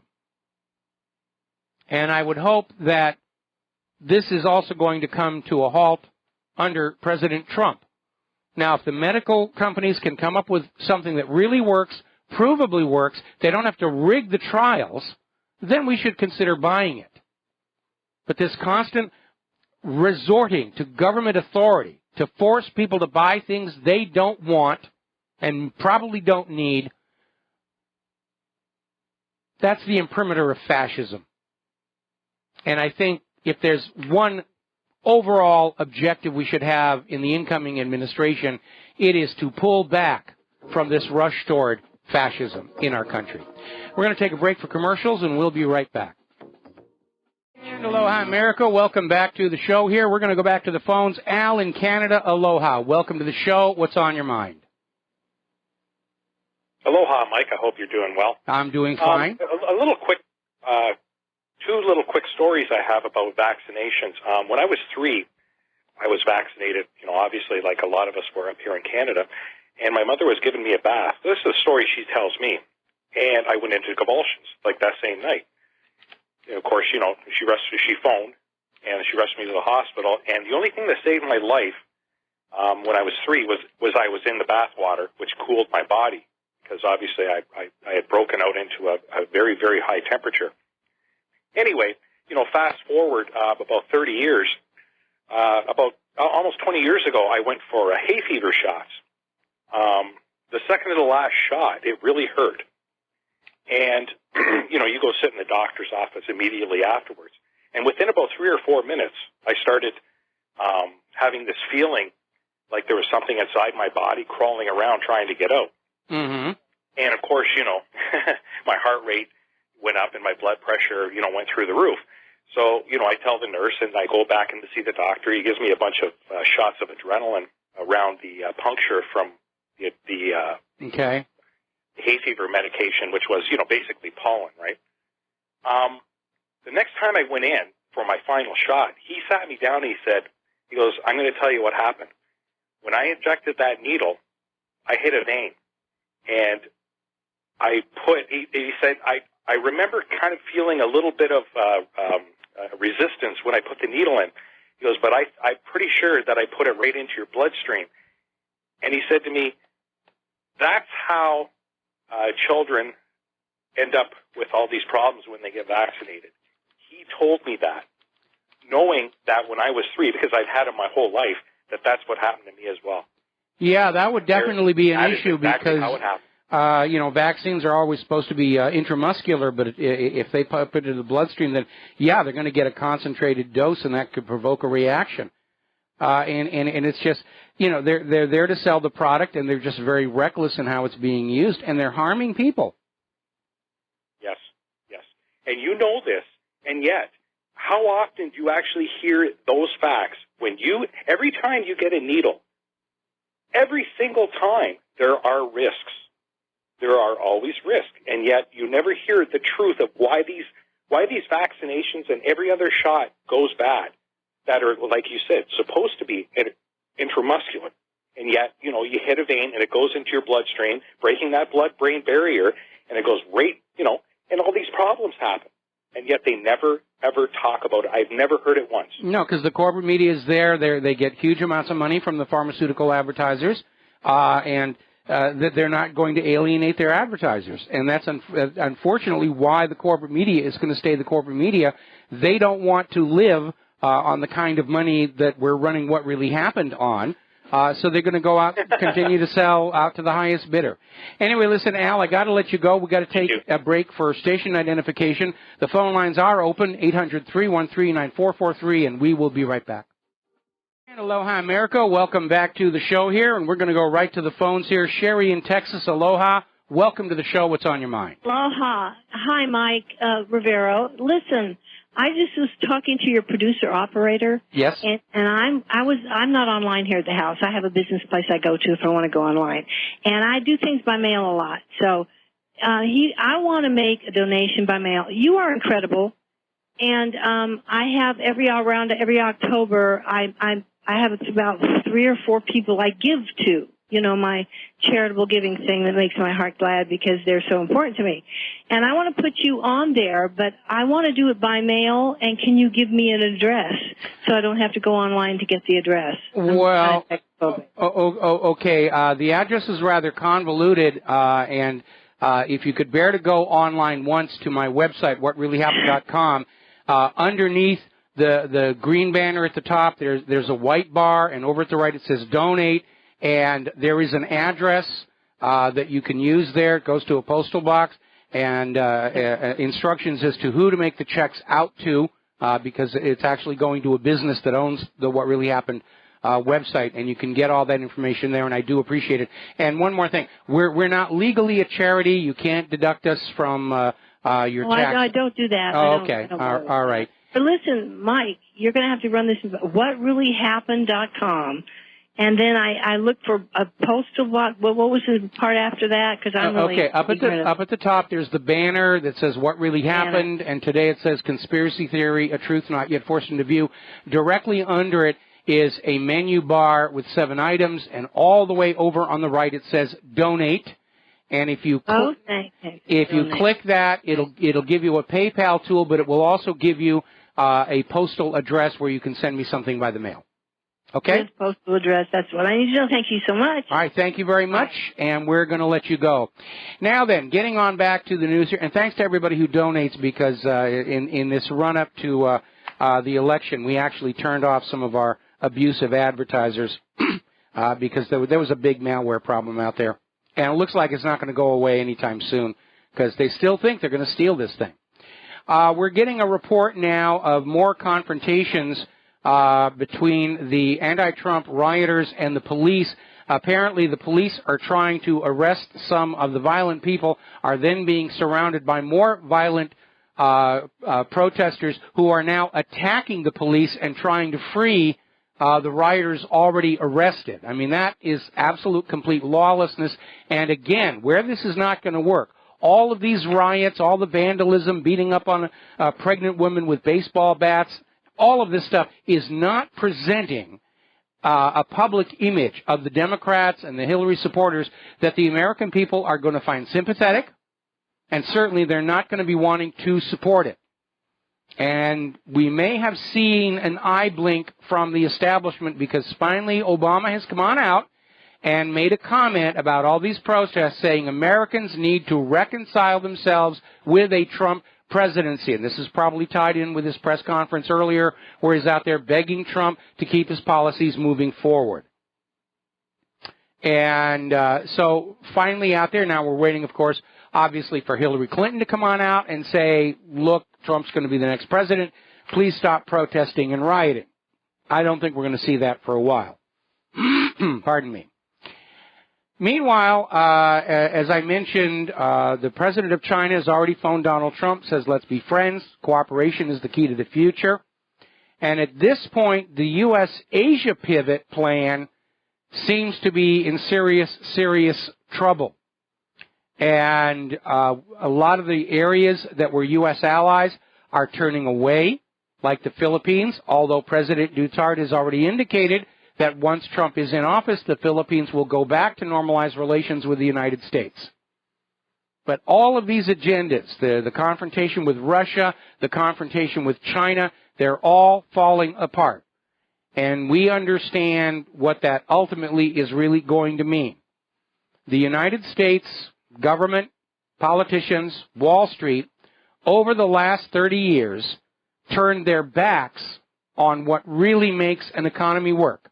Manufacturing products people want to buy, growing agricultural produce people want to buy, and instead they just wanted to be the bankers to the world, and people got sick and tired of that. Nobody wants to borrow U.S. dollars at interest for global trade and banking when they can go to the ruble and the yuan, and even their own currencies. More and more countries are signing treaties for direct cross-border conversion of their currencies without some banker getting a piece of the action. It's an old, failed model. Now, because the U.S. has turned their back on manufacturing, we don't have anything people want to buy. Even our weapons systems, which used to be considered the best in the world, no matter what they cost. Well, today, they're still just as expensive, even more expensive, and they're junk. The F-35, the F-22, the Independence-class littoral combat ships, the Freedom-class littoral combat ship, the Zumwalt has got problems. People are now saying it may be possible that the new aircraft carrier, the Gerald Ford, may never actually be considered combat-worthy. Be okay for sailing around, looking good, and running patrols and stuff. We can't make anything people want to buy. That is Donald Trump's biggest task. How are we going to bring the jobs back if the manufacturing has already gone to other countries?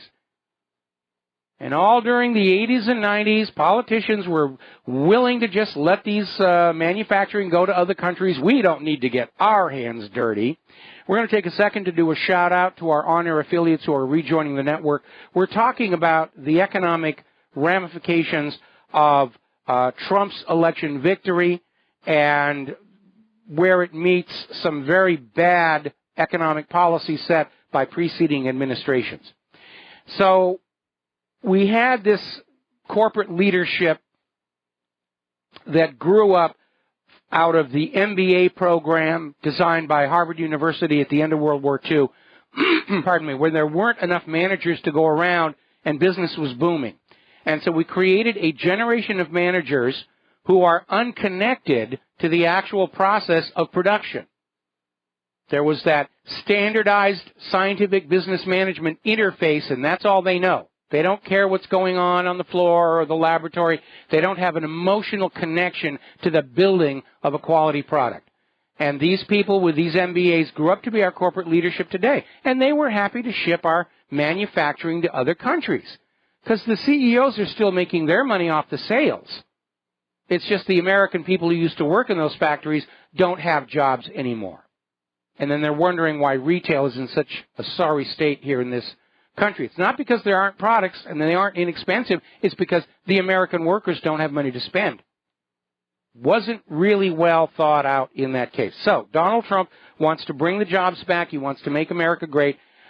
I wish it was as easy as all that. I wish Donald Trump could wave the elder wand and take us all back to what it was in the 1950s. It's going to be a long, long, hard trail. And we'd better understand that. I have every confidence Trump wants to make America great. He wants to bring back the jobs in the economy. It's not going to happen overnight, and you might as well accept that right now. It's going to be a slow process. We've been letting our manufacturing go to other countries for 30 years. It's going to take a long time to rebuild it here. Now, those other countries who took over manufacturing of American-developed products are not going to be so stupid as to allow it to come back here. They're going to hang on to it because they understand the real money, the real value to an entire national economy of any manufacturing is the jobs it produces for the ordinary citizens. And this is why I fully support Trump's declaration that he wants to turn NASA away from Earth monitoring missions, meaning propaganda to support the global warming cult, and he wants to spur missions to the outer solar system.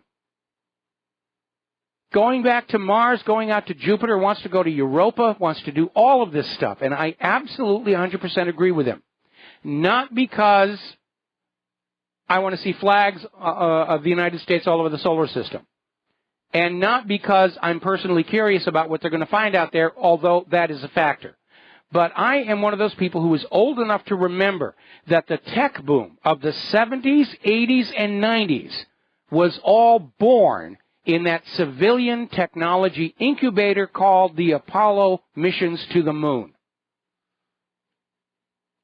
So Trump is going to set us some new challenges. We're going to go out to Europa. We're going to drill down through that ice. We're going to tool around in that subterranean ocean, see if something there's swimming around looking back at us. I think, personally, we ought to go back to Titan and see if there's anything in those methane seas. That would be truly alien extraterrestrial life, might shake us out of some of our biological chauvinism that all life in the galaxy has to be based on the same chemistry that ours is. But along the way to all of those, we will develop new materials, new processes, new technologies. And out of those new materials, processes, and technologies will come new industries creating new products, which will result in American jobs. We need that civilian technology incubator. Without the moon race, prior to the moon race, following the moon race, the only real technology incubators were those in the defense plants. And they don't let what they find out to the public until it is way too late to take economic advantage of it. So I'm fully on board with what Trump is doing there. All right, we're going to go ahead and grab a phone call. Lenny in Los Angeles, aloha. Welcome to the show. What's on your mind? Hey, Mike, how you doing? Doing great. Hey, I wanted to, just a few minutes ago, you mentioned that Obama has finally come out and asked the people to respect the fact that Donald Trump is the duly elected president. And you say you're waiting for Hillary. I think that's going to be a long wait. I do agree with you there. But here's my thing. Do you think old boy George Soros is going to give up his color revolution? That remains to be seen. It's going to be a case of whether he thinks it might actually work here in the United States. And that's going to be something that Soros is going to be looking at relative to the less than wonderful success they've had in the Ukraine and various other color revolutions that fell flat on their face.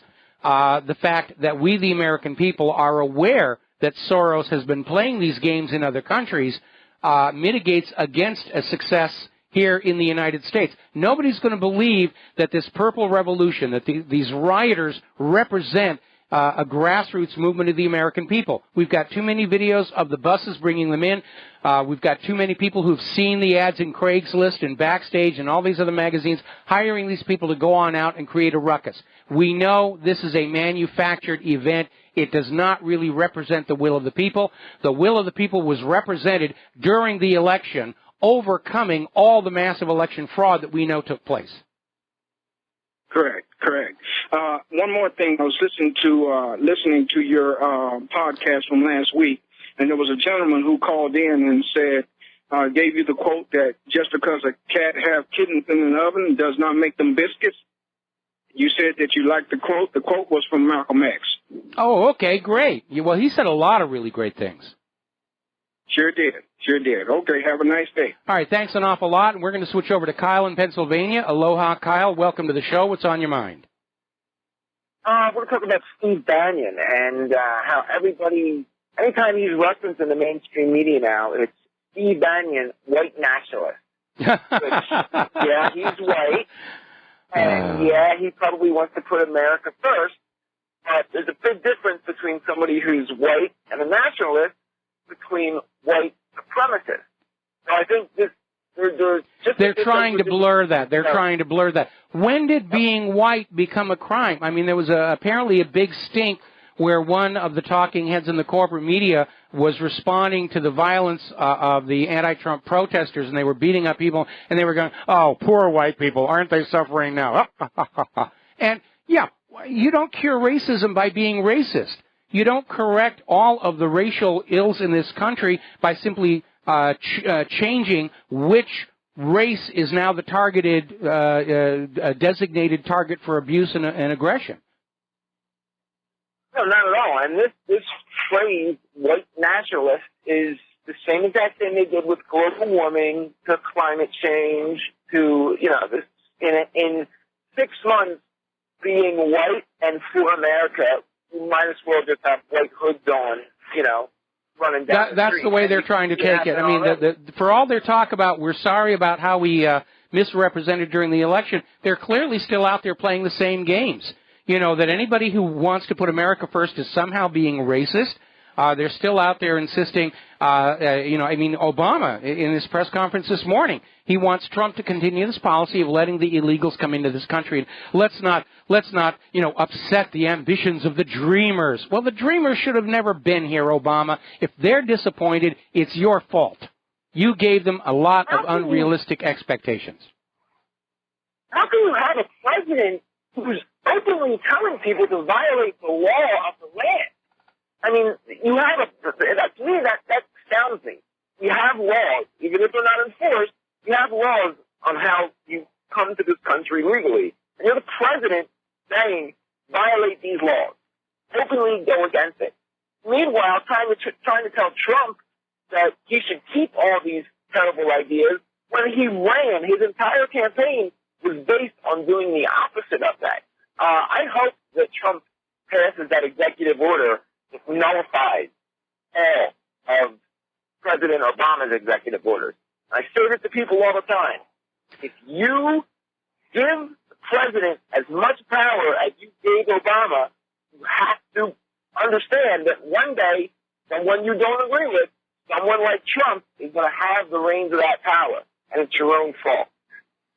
Well, I think Trump is probably going to be less abusive of executive orders than Obama. Obama, I think, set the all-time record for executive orders of any president in U.S. history.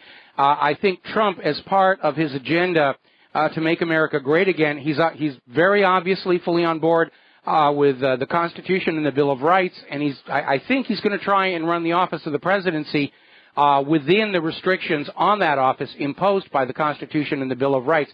Whether or not he has to use executive orders is mostly going to be determined by whether Congress is willing to work with him or not.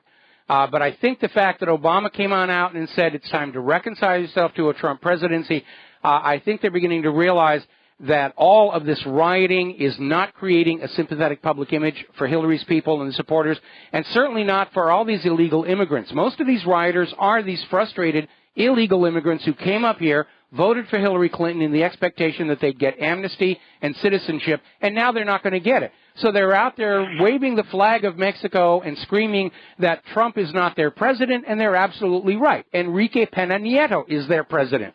Try going 1,500 miles back south and protest against your president, because you're right. Trump is not your president. The president of Mexico is your president. Go and scream about him. Well, and the reason why it's called the executive branch is because the president is only supposed to execute the laws passed by Congress. You are absolutely correct. You are absolutely correct. He's not supposed to produce legislation like Obamacare. And legislation is not supposed to originate within the presidency. He controls the army, and he makes sure that what Congress passes that's enforced. Okay, now a couple of corrections. The president can champion and introduce legislation and support it in Congress, but Congress has to pass it. Obamacare did pass Congress with a lot of arm twisting. But you can't write laws from your desk with an executive order, which Obama did, and Bill Clinton certainly did a lot of it. They used to joke about it. Stroke of the pen, law of the land, pretty cool. And as a final technical point, in point of fact, the president is not Commander-in-Chief of all the U.S. Armed Forces until there is a declaration of war by the Congress. It's quite similar to what Caesar. It's when, in Rome, during times of peace, it was run by the Senate. And then once there was, enemies at the gate and a war to be had, they appointed one man to go out there and fight the battle. And it was not seen as a privilege, it was seen as your duty to go out there and defend your country and then relinquish power. We're just not letting these guys relinquish Yeah, but power. then it backfired when they made Marcus Licinius Crassus first consul of Rome. That was the door that opened the age of the emperors. Okay, Kyle, going to let you go. Got to take a break for commercials, and we'll be back with another caller after these few words. And aloha, America. Welcome back to the show here. We're going to go back to the phones. Janet in Broward, Colorado. Aloha. Welcome to the show. What's on your mind? Or Broward County. Yeah, exactly. Broward County, Florida, where all the voter fraud went on. Okay. Among other places. Number one, I've been in and out your program today, so you can stop me if I'm repeating something. Number one, Emmanuel, the mayor of Chicago, has announced that is a sanctuary city, and he intends to ignore Trump saying that he will not, give money to it or he will shut it down, that it is a safe city for all these people, number one. Number two, of course, you know that Soros has held a meeting in Washington, D.C. with all these so-called Democrats, and Pelosi is one of them. Boy, I urge people, contact her. She is just ridiculous. The thing I want to say is that George Soros, he's backing Black Lives Matter. He's backing other groups. He's given at least $33 million to Black Lives Matter alone. He's fomenting a revolution against the democratically elected government of the United States. Why can't we drain him of his finances? One police officer's father is going after him for $550 million. Why don't other police officer families go after him for money as well?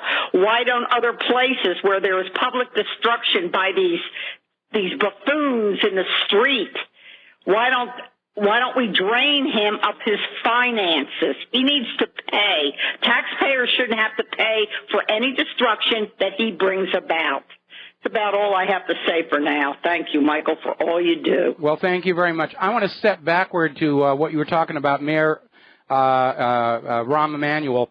And we're hearing the same thing from de Blasio saying, we're going to ignore Donald Trump. We're going to keep our cities as sanctuary cities. Well, there's a little bit of a problem, and it's called the national border. Because if Trump closes down that national border, then there's not going to be anybody heading to those sanctuary cities. And the federal government is not going to be sending any money into these sanctuary cities to support all these refugees and illegal migrants. So what's Rahm Emanuel going to do? Turn around to those Chicago taxpayers and say, you have to come up with that cash? Chicago's economy is already in the Al-Qaeda. This is more like the celebrities saying they're going to leave the country if Trump wins. It gives them a chance to spout on off and push their agenda, but it's not actually going to happen.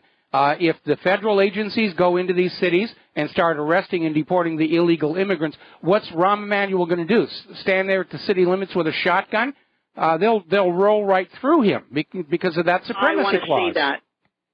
I want to see that. I have 2 adult sons. They can barely work sometimes. I have always been there to absolutely even buy food for them. I am sick and tired of what's allowed to go on in this country.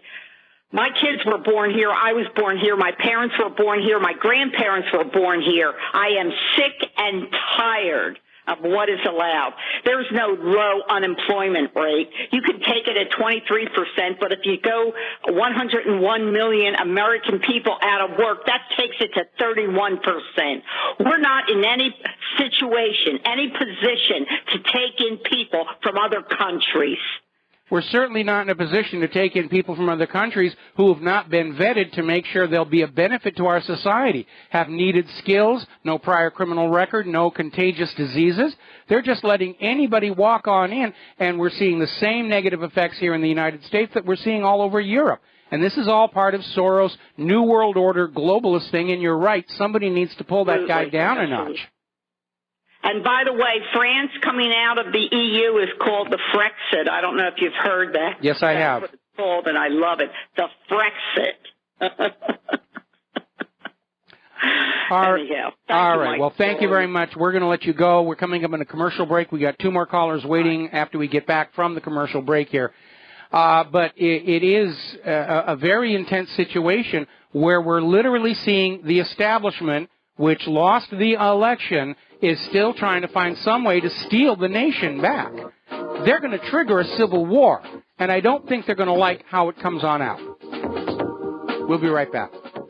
And aloha, America. Welcome back to our show here, and we're just seeing on the news, apparently, now that Obama has finished begging Donald Trump not to change anything, he's on his way to Europe to assuage Europe that Donald Trump is not going to be the end of the European Union, and so forth and so on. I don't think it's a promise anybody is going to take seriously coming from Obama. And then, of course, after he's done with that, he's coming out here for his final Christmas here on the island, which means we only have one more of those traffic nightmares and Secret Service poking around our lives to have to deal with before that's all over. Okay, let's grab some phone calls. Andy in Texas, aloha. Welcome to the show. What's on your mind? Oh, hey, Mike. How you doing, my friend? I know it's a rough week, but it's also a proud week. Yes. Hey, well, first of all, I want to give some sentiment to your last caller. She spoke for a lot of people in this country, and she did a fine job of speaking yes, that. She and did. I have children too that are also living at home and can't find jobs and whatnot. And we're letting a ton of people in, but the reason I called is my biggest fear is that, okay, we got the Electoral College is not certified till the 19th of December. So I'm really worried about Donald Trump making it to that particular date. And Roger Stone actually brought this up. I believe it was Roger Stone. I heard him earlier today. That's the big thing is that he makes it to the 19th, because if he's killed before then, that's going to just put the Electoral College all over the place and whatnot. And I'm quite a bit concerned about that. But I am too. I actually had a graphic up on my website with that very idea the day after Hillary's sort of kind of dressed in purple concession speech. It's a very real possibility. If Donald Trump were to be assassinated before the Electoral College meets on the December 19th to actually have their vote, they would be left with the choice of Hillary Clinton and Mike Pence, and they would feel perfectly justified in going with Hillary Clinton. We already have 2 of the Democratic electors are already out there trying to convince the rest of the Electoral College, you can't vote for Donald Trump. Look at how much money we spent to make Hillary our empress, and that all that money will be wasted if you don't go along with us and vote for Hillary Clinton. So yeah, they're really making a try for the Electoral College. The problem is that once the corporate media finally catches up with the real world, they're going to see that Donald Trump has 302 electoral votes to Hillary's, I think it's 232. And in point of fact, Donald Trump actually did win the popular vote as well. And the corporate media and Hillary's people are trying to deny that and say, oh, no, these other numbers from 2 weeks ago, these are the valid numbers. And again, anytime somebody says Hillary Clinton won the popular vote by almost 700,000, ooh, wow, what a huge margin in a nation of 300 million Americans here. You just have to say, well, you've got to subtract out the 3 million illegal immigrants who voted for Hillary because their votes aren't supposed to count, and you have to subtract out the estimated 1.2 million dead voters And then you have to subtract out all those computer systems that gave the votes to Hillary when people thought they were voting for Donald Trump. And then you'll get a real measure of the popular vote. And again, we don't run our elections as popular votes. Donald Trump wasn't trying to win the popular vote. He was trying to win electors, and that's what he succeeded in doing. He won by the rules everybody agreed to play with, and now the Democrats and liberals and crybabies in general are trying to change the rules after the fact. If this had been a popular vote election, Trump would have organized his campaign differently, and he still would have won. Well, absolutely, but that knucklehead that's running the campaign for Hillary, this is what really gave me the kind of inclination that something was wrong here, because even after she conceded and whatnot, he said, this isn't over. Yeah, Podesta. And that kind of led me... Podesta, yeah, that led me to believe something was up. But here's another note for you. I was listening to Joyce Riley on the Power Hour this morning, and she had this, and she's had him on before. It's the Anyway, it's you go to the website LibyanWarTheTruth.com. And these guys got some serious information about what happened in Libya. It might be a good people to get on. It's Moriarty or something. Moriarty, I think it is. Okay, I'll take a look for that. And we do need to put more emphasis back there because, with Trump's announcing that U.S. support to all these terrorist groups in Syria is over, this whole war is going to be gone. Russia and Trump and Assad working together, they're going to clean the place out and calm things down and pull us back from the possibility of a nuclear war with Russia. Well, these guys actually was doing business in Libya, and they were taken captive by ISIS and whatnot, and somehow broke free from it. They were sentenced to death and whatnot, and they've got the inside scoop as to the $1.8 billion that's allegedly been sent to Qatar. $200 million of it was to buy weapons to arm the people in Libya. $100 million was to be given to the Qatar people for doing for actually laundering their money from their little Clinton Foundation and stuff. So, I mean, these guys really have a treasure trove of information. They're targeted right now. They're living in a little cabin up in the woods. Mm-hmm. I know that feeling. And so, I mean, these people really have a treasure trove of information. So if you could get them on, it's the Moriarty.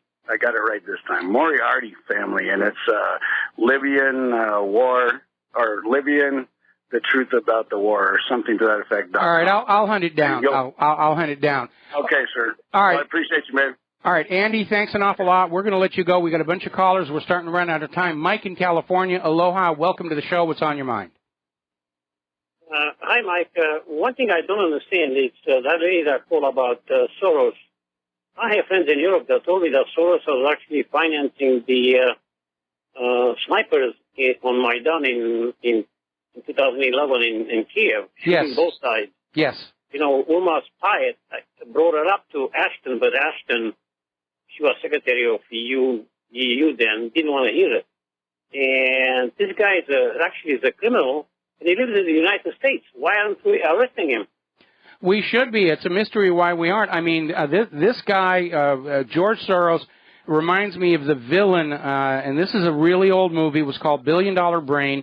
It was a Michael Caine movie. It was a follow-on to the Ipcris file, and it focused on this billionaire who just decided Russia was evil, and he was going to start World War III all by himself, and Ed Begley played the billionaire, and Soros is of the same thing. Soros genuinely believes that having the kind of money he has gives him a right to play with the earth and its people like his own personal toys. And I do resent that. He's not elected to be in any kind of a governing position, but he's out there. I mean, he's a super villain that you would see in a James Bond movie, and he should be arrested. And by the way, if you look at the front page of WhatReallyHappened.com, apparently there is a protest planned in front of his house for this coming Sunday. They've actually got the address of where George Soros has his home, and there's going to be a peaceful demonstration around his home, and I hope about 2 million people show on up, give him a little taste of his own medicine there. Well, he lives in New York, but the other thing is, I think Soros is doing these things for money. He hopes to destabilize government so he can speculate. That's how he made. That's how he made his fortune. That's a big part of how he continues to make his money. But Soros wants a single global government. He's been backing the New World Order global government because once it's under one government and Soros owns that government, then he can basically plunder the human population at will. Well, that's true. But the other thing, too, is China today has warned Trump that if you start fooling with the taxes and slapping, taxes on the imports, we're going to retaliate. So I think Trump is going to have to be very careful what he's doing because he may affect. Basically, the Chinese talked about the Apple and the Boeing orders and that they would cancel the Boeing planes and they would play with the Apple factories and that kind of thing. I read that on I think that's a hollow threat because right now Apple sales are in decline. The iWatch has turned out to be a complete unmitigated disaster, second only to the Lisa. And so I don't know. I mean, the president of China called Trump and said cooperation is really a better way to go. So I think they will. But it's perfectly legitimate for Trump to bring the manufacturing of these things back to the United States.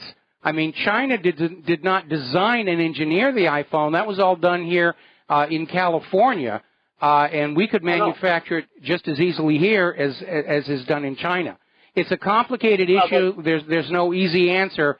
But if we don't bring technology and jobs back to this country, then we're doomed because the rest of the world doesn't want to borrow Federal Reserve notes for cross-border trade and banking, and without that, our economy is going to collapse unless we can. No, Go ahead. I agree, but the problem is, in the short term, there's no production left in the United States. I agree. The LA area, in the short term, even the first 4 years in his presidency, it's very tough for him to do anything. I agree that he should bring back the production back, but it's not going to be an easy task. That's all I'm saying. So people should be aware of that. Well, it's going to take a little while, but, changes in tax policy. I mean, one of the reasons so many of our jobs went to other countries is during the administration of George W. Bush, they literally modified the tax code to actually incentivize American corporations to offshore jobs. And I don't know what they were thinking. Well, yeah, I do know what they were thinking. They wanted to bring the American standard of living down to the same level as every other nation as part of that whole New World Order global government story. But Trump can bring the manufacturing back very easily by changing that tax code to where companies that are manufacturing overseas have to pay high tariffs to bring the products back here into the United States of America, and companies that are manufacturing here in America get favorable treatment. That's all it's really going to take. It's going to take a while. It's going to take a lot of capitalization to rebuild our manufacturing base. And then, of course, there's that other issue about the GMO disaster. Nobody wants to buy American agriculture. These TPP and TTIP were an attempt to arm twist other countries into buying our GMO agriculture to feed to their own people, hide from their people that that's what they were eating, and both of those trade agreements are now pretty much dead. Yeah. Well, anyway, we'll see what happens, but it'll be not the easy road ahead, let me put it that way. No, it's going to be very, very difficult, and anybody who's expecting immediate gratification from a Trump presidency, you're living in a dream world. It's going to be a long fight back to America being a great nation again. But we can do it. We can do it. Well, I know we can, but the problem is also that Trump will have to be very careful what he's doing in the next 100, 200, 300 days. Because you promise a lot of things, and, I don't think the Republicans will go along. I remember reading stuff about him when he went to Detroit, and he told the workers that if Ford moves the plant to Mexico, he'll charge 35% on the Fords coming back from Mexico.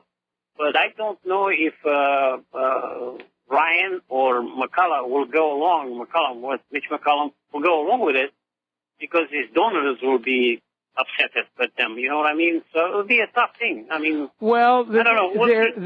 There's a factor there, but there's something else to keep in mind, and that is this idea that up until this election, politicians thought donors and money controlled everything.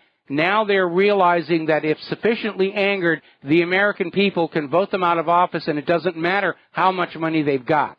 That is the real political lesson of the 2016 election, and every politician is going to be including that in their thinking for the next 2 years. And so, yes, we want to make our donors happy, but we can't make the voters mad because they'll be able to overcome all the bot elections that are out there.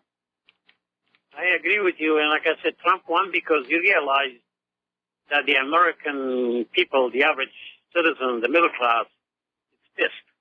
And he spoke with them and said, I feel your pain, and that's why people didn't like Hillary, because she kept saying, oh, Obama did great. Obama, look what he's doing. Is 4.9% unemployment. That's BS. The number is not 4.9%. It's like that lady said, it's more like 33% or something. So, okay, anyway, well, yeah. All right, thanks an awful lot, Mike. We're going to let you go. No, people voted against Hillary Clinton because of this long history of corruption. Now, Hillary's campaign and the corporate media basically ran this entire year on this assumption that nobody remembered all the corruption for the last 25 years.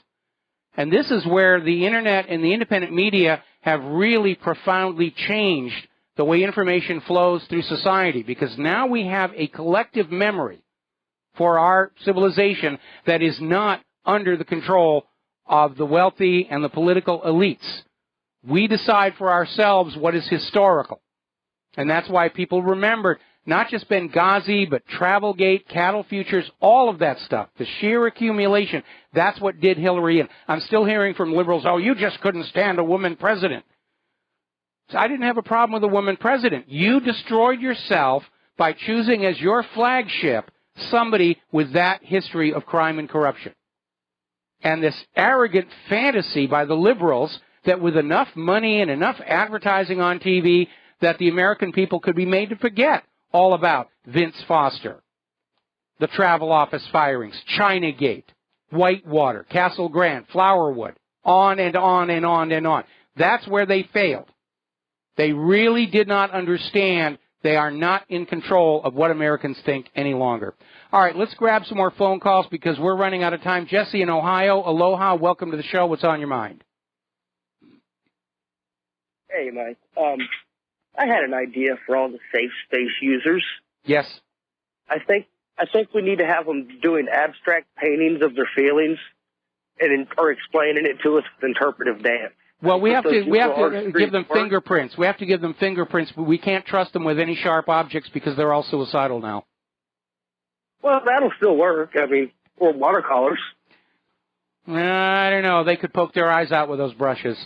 I think finger paints are definitely the way to go. All right. So should we really be trusting them with safety pins? You don't need safety pins to do finger painting. Shouldn't trust them with anything. Have you not seen Certainly that trend? not with our country. Well, no, but have you not seen that trend where they're all now wearing safety pins to say that you can talk to them about these problems that their fears of Trump? Jesus. Oh, boy. I'm actually in the store right now buying a pack of safety pins because I live in a very liberal college town, and I'm going out to shoot some pool. I'm going to wear a safety pin and just see if I can real life troll anybody. I'm still wearing my Hillary for Prison button over here. All right, listen, we got to let you go. Got to take a break for commercial. We got a couple more phone calls. I'm going to take up the rest of our program. We'll be right back. Aloha, America. Welcome back to the show. Quick note to the World Meteorological Organization over there at the United Nations. Sweden just broke their all-time snow record. Asia is something like 50 degrees below the normal temperatures. Take that, you global warming fools. All right, let's see. Ron in the Bronx. Aloha, welcome to the show. What's on your mind? Hey, Mike. Aloha. Quick question. I know you're stretched for time. They said Bolton, the Wall Street Journal just reported Bolton on Giuliani is being considered for Secretary of State. Just want to know your thoughts. Thanks. Well, being considered and being finally chosen are two different things, and I know a lot of people are trying to plant stories in the media to try and bring it about in the hope that somebody in Trump's transition team is going to be saying, oh, Giuliani is Secretary of State. Well, we ought to look at that, and then they'll consider it. Until his cabinet is finalized, we don't really know. Giuliani, I don't think, is going to be as pro-military as Hillary certainly was. I'd like to see somebody in there who's a bit more of a diplomat than Giuliani. But again, Trump's got the job, and it really is ultimately up to him. So thank you for the phone call, Ron, and we're going to finish up with Apostle in New Jersey. Aloha. Welcome to the show. What's on your mind? How are you, Mike? Mike, I have to give credit to KD Troxel on this one. But Trump said that with these protests going on, I'm already creating jobs, and I'm not even president. I got that from so many people today about how, yes, he's not even president, and look at all the jobs he's created. I have to wonder, at what point does Soros start running out of money from all of this stuff that he's doing? Great to be a billionaire, huh, Mike? I'd like to find out. I'd even settle for just being an ordinary millionaire, but, as opposed to being a tenaire, which is what I am right now. Mike, all the best. Love you. Love your show. Doing a great job. All right. Well, thank you very much for the kind words and the phone call here. As you're probably already aware, looking at all the shopping malls, the Christmas decorations are already up, and there may be a bit of a problem. The Hanjin bankruptcy has disrupted the U.S. supply chain. In the lead up to the holiday shopping season, the stores can't even get a lot of what they want to get that they're hoping you are going to buy this holiday shopping season. They're already talking about, Black Friday and Cyber Monday or Cyber Tuesday or all the rest of this other nonsense. It's not going to happen. Claire and I were down at our local mall in one of the anchor tenants, and I'm not going to say who it is, except to note that they are one of the department store chains that are in serious trouble. Everything we looked at was just shoddy and shabby in terms of its materials and the quality of the workmanship. It looked like stuff you'd get out of a Cracker Jack box. And it's pretty bad out there. There's the music. I got to go to Jim Goddard's show up in Vancouver. We'll be back tomorrow here on the Republic Broadcasting Network. Until then, stay informed, stay skeptical. Share what you know with everybody that you know. Yes, I know those liberals are still living in their little fairy tale bubbles. You need to be out there and just give it a little bit of a pop and help them come back to the real world. All right, we'll be back tomorrow. Aloha, America.